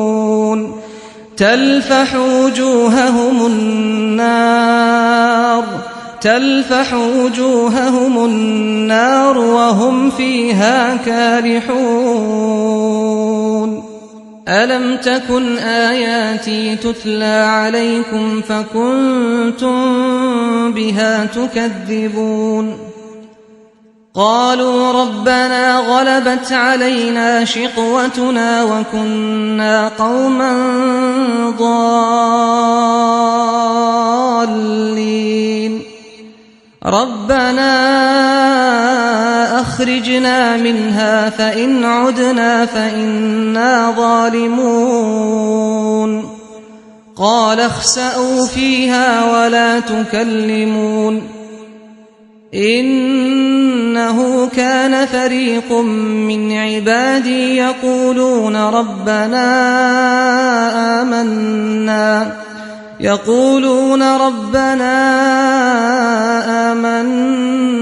فاغفر لنا وارحمنا وأنت خير الراحمين فاتخذتموهم سخريا حتى أنسوكم ذكري وكنتم منهم تضحكون إني جزيتهم اليوم بما صبروا أنهم هم الفائزون قال كم لبثتم في الأرض عدد سنين قالوا لبثنا يوما أو بعض يوم فاسأل العادين قال إن لبثتم إلا قليلا لو أنكم كنتم تعلمون أفحسبتم أنما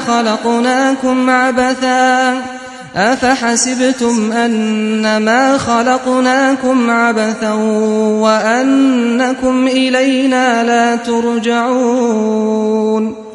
فتعالى الله الملك الحق لا إله إلا هو رب العرش الكريم ومن يدع مع الله إلها آخر لا برهان له به فإنما حسابه عند ربه إنه لا يفلح الكافرون وقل رب اغفر وارحم وأنت خير الراحمين أعوذ بالله من الشيطان الرجيم بسم الله الرحمن الرحيم سورة أنزلناها وفرضناها وأنزلنا فيها آيات بينات لعلكم تذكرون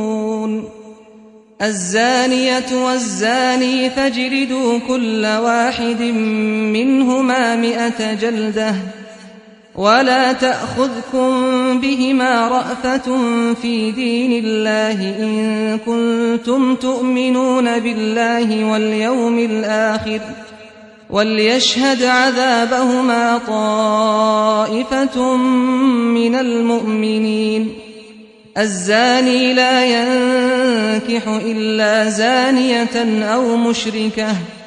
والزانية لا ينكحها إلا زان أو مشرك وحرم ذلك على المؤمنين والذين يرمون المحصنات ثم لم يأتوا ب4 شهداء فاجلدوهم 80 جلدة ولا تقبلوا لهم شهادة أبدا وأولئك هم الفاسقون إلا الذين تابوا من بعد ذلك وأصلحوا فإن الله غفور رحيم والذين يرمون أزواجهم ولم يكن لهم شهداء إلا أنفسهم فشهادة أحدهم 4 شهادات بالله إنه لمن الصادقين والخامسة أن لعنة الله عليه إن كان من الكاذبين ويدرأ عنها العذاب أن تشهد 4 شهادات بالله إنه لمن الكاذبين والخامسة أن غضب الله عليها إن كان من الصادقين ولولا فضل الله عليكم ورحمته وأن الله تواب حكيم إن الذين جاءوا بالإفك عصبة منكم لا تحسبوه شرا لكم بل هو خير لكم لكل امرئ منهم ما اكتسب من الإثم والذي تولى كبره منهم له عذاب عظيم لولا إذ سمعتموه ظن المؤمنون والمؤمنات بأنفسهم خيرا وقالوا هذا إفك مبين لولا جاءوا عليه بأربعة شهداء فإذ لم يأتوا بالشهداء فأولئك عند الله هم الكاذبون ولولا فضل الله عليكم ورحمته في الدنيا والآخرة لمسكم فيما أفضتم فيه عذاب عظيم إذ تلقونه بألسنتكم وتقولون بأفواهكم ما ليس لكم به علم وتحسبونه هينا وهو عند الله عظيم ولولا إذ سمعتموه قلتم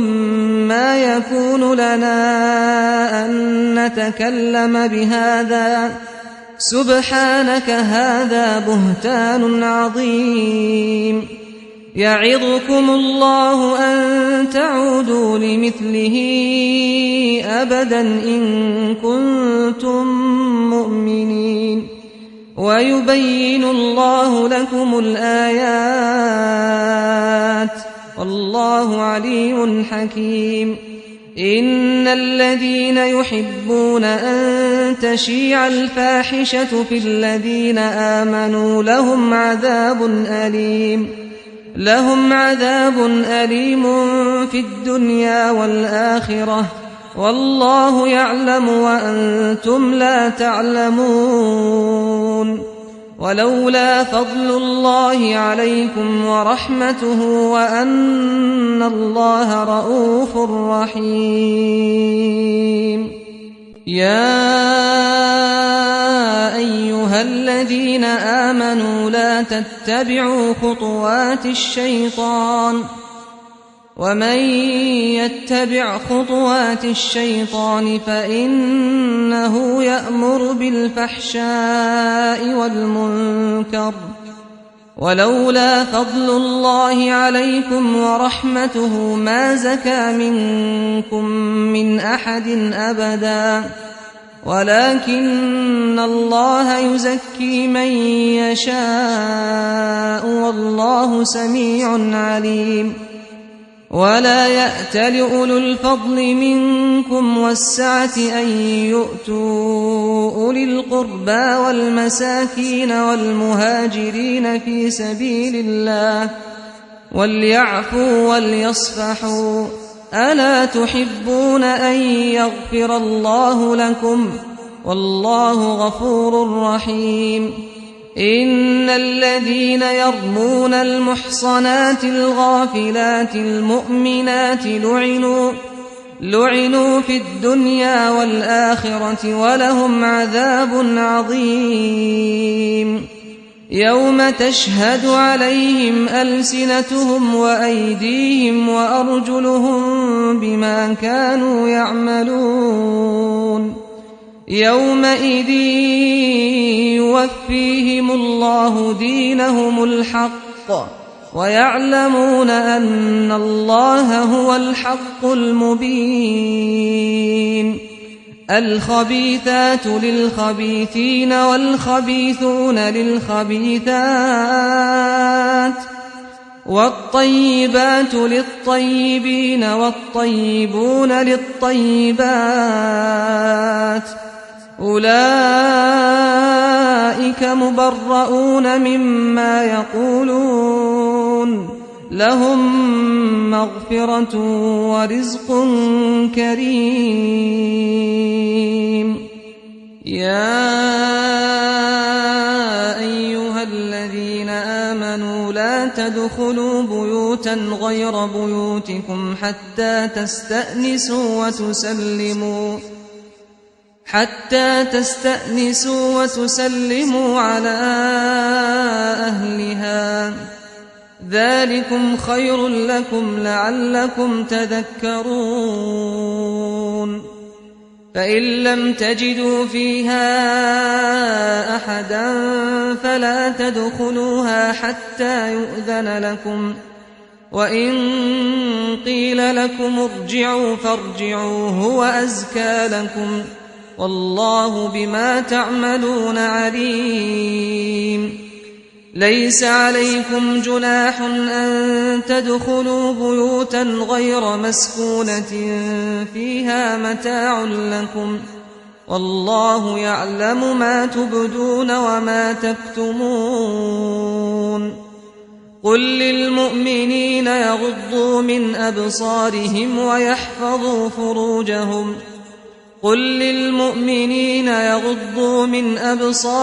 ويحفظوا فروجهم ذلك أزكى لهم إن الله خبير بما يصنعون. وقل للمؤمنات يغضضن من أبصارهن ويحفظن فروجهن ولا يبدين زينتهن إلا ما ظهر منها، وليضربن بخمرهن على جيوبهن، ولا يبدين زينتهن إلا لبعولتهن أو آباء بعولتهن أو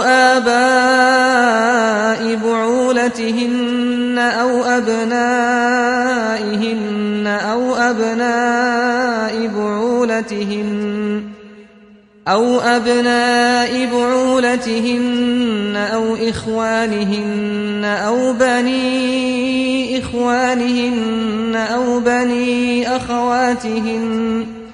أو بني أخواتهن أو نسائهن أو ما ملكت أيمانهن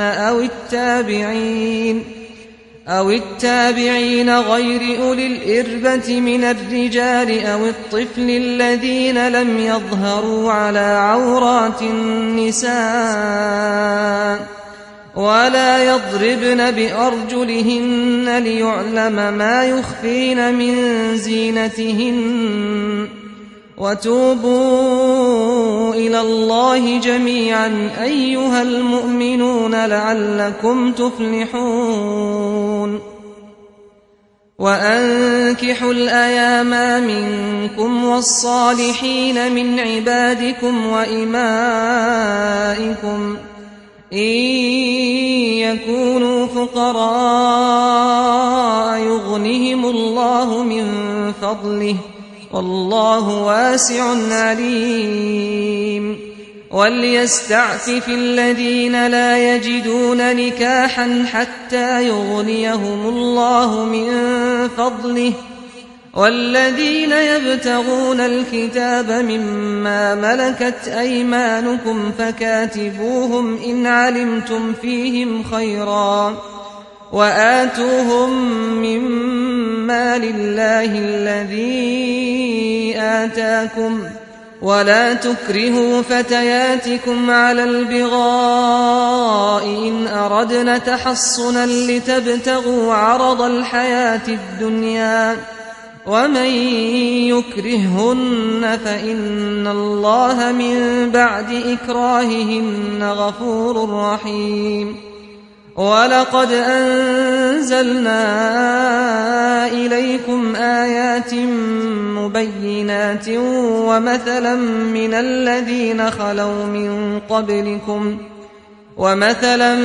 الَّذِينَ خَلَوْا مِن قَبْلِكُمْ وَمَوْعِظَةً لِّلْمُتَّقِينَ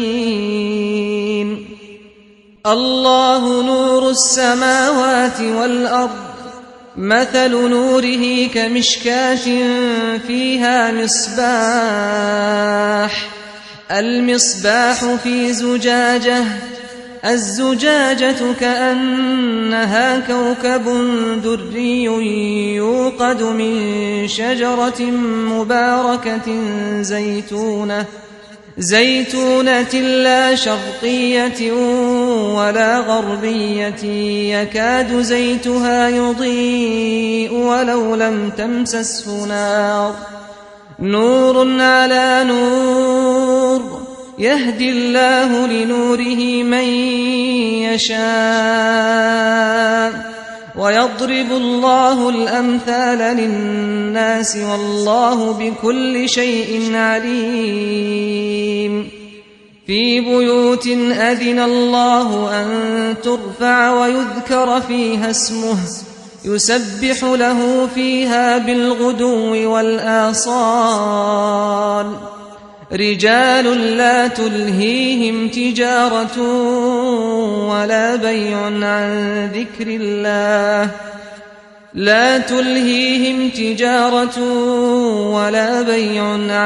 ذكر الله وإقام الصلاة وإيتاء الزكاة يخافون يوما تتقلب فيه القلوب والأبصار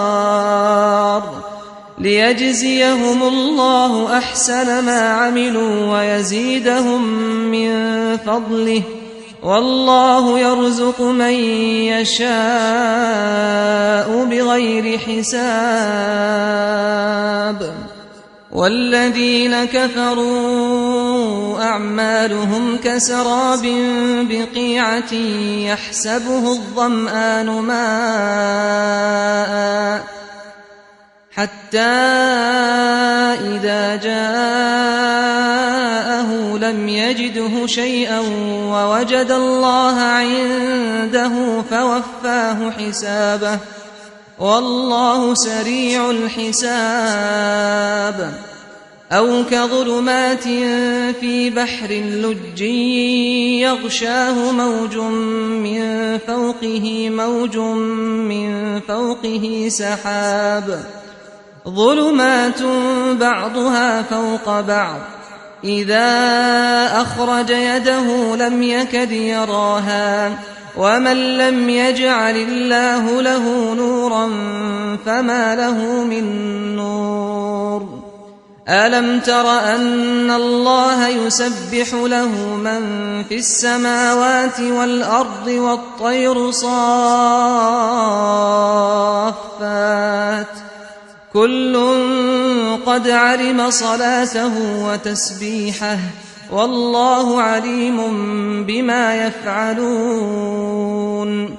ولله ملك السماوات والأرض وإلى الله المصير ألم تر أن الله يزجي سحابا ثم يؤلف بينه ثم يجعله ركاما فترى الودق يخرج من خلاله وينزل من السماء من جبال فيها من برد فيصيب به من يشاء ويصرفه عن من يشاء يكاد سنا برقه يذهب بالأبصار يقلب الله الليل والنهار إن في ذلك لعبرة لأولي الأبصار والله خلق كل دابة من ماء فمنهم من يمشي على بطنه ومنهم من يمشي على رجلين ومنهم من يمشي على 4 يخلق الله ما يشاء إن الله على كل شيء قدير لقد أنزلنا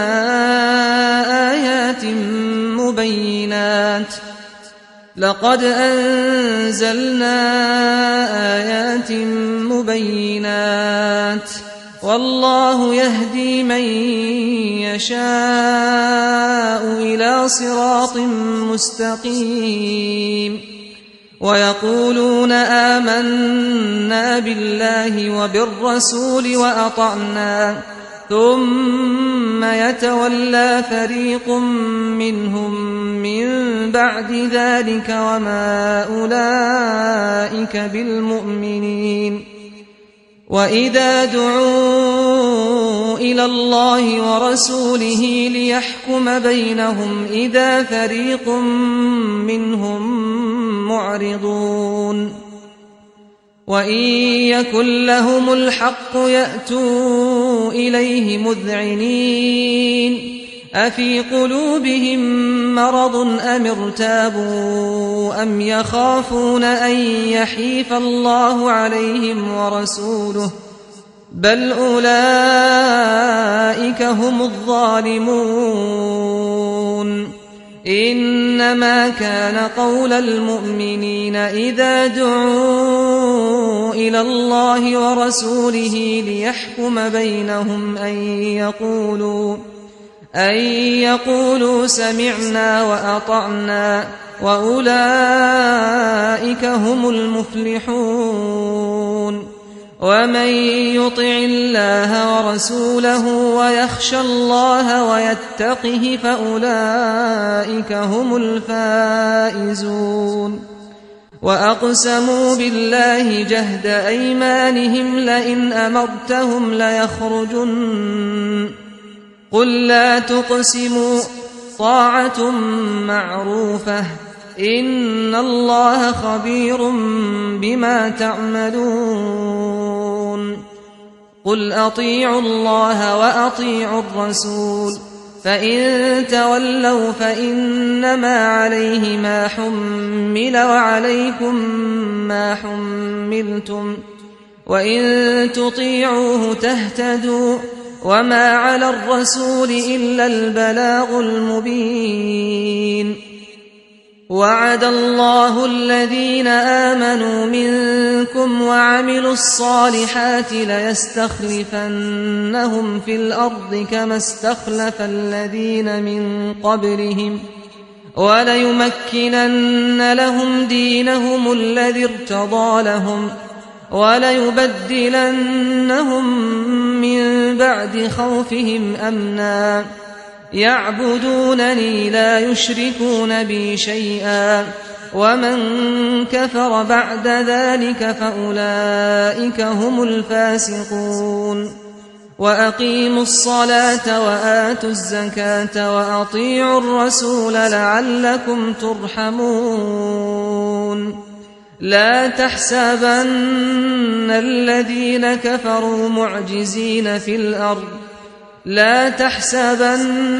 الذين كفروا معجزين في الأرض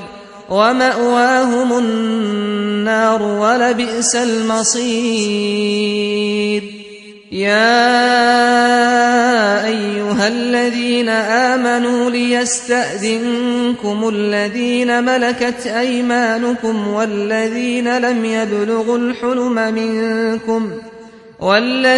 لم يبلغوا الحلم منكم 3 مرات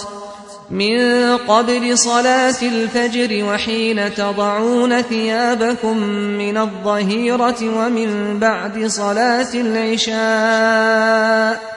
3 عورات لكم ليس عليكم ولا عليهم جناح بعدهن طوافون عليكم بعضكم على بعض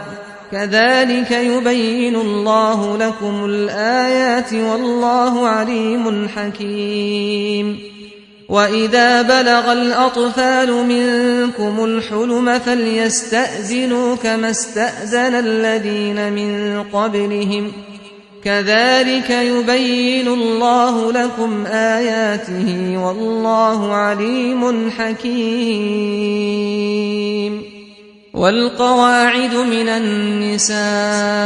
اللاتي لا يرجون نكاحا فليس عليهن جناح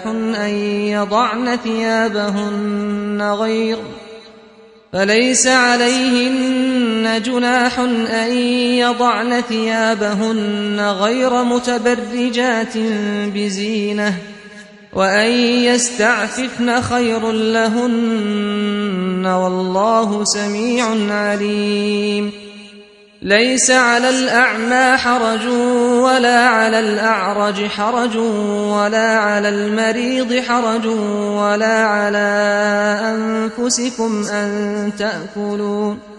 ولا على أنفسكم أن تأكلوا من بيوتكم أو بيوت آبائكم أو بيوت أمهاتكم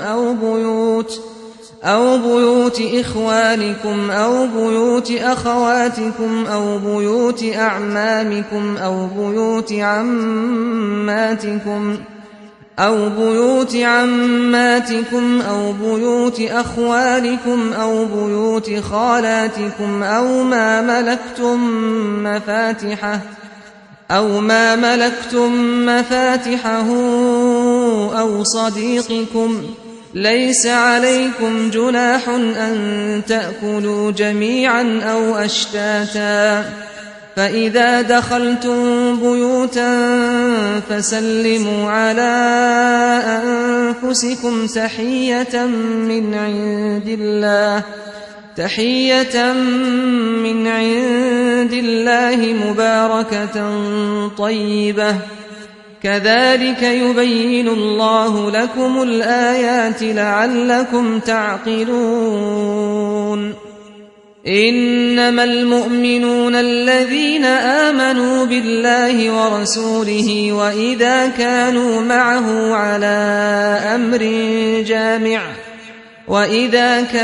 معه على أمر جامع لم يذهبوا حتى يستأذنوه إن الذين يستأذنونك أولئك الذين يؤمنون بالله ورسوله فإذا استأذنوك لبعض شأنهم فأذن لمن شئت منهم واستغفر لهم الله إن الله غفور رحيم لا تجعلوا دعاء الرسول بينكم كدعاء بعضكم بعضا قد يعلم الله الذين يتسللون منكم لواذا فليحذر الذين يخالفون عن أمره أن تصيبهم فتنة أو يصيبهم عذاب أليم ألا إن لله ما في السماوات والأرض قد يعلم ما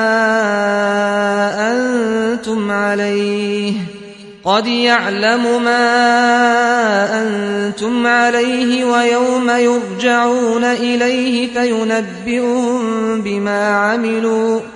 والله بكل شيء عليم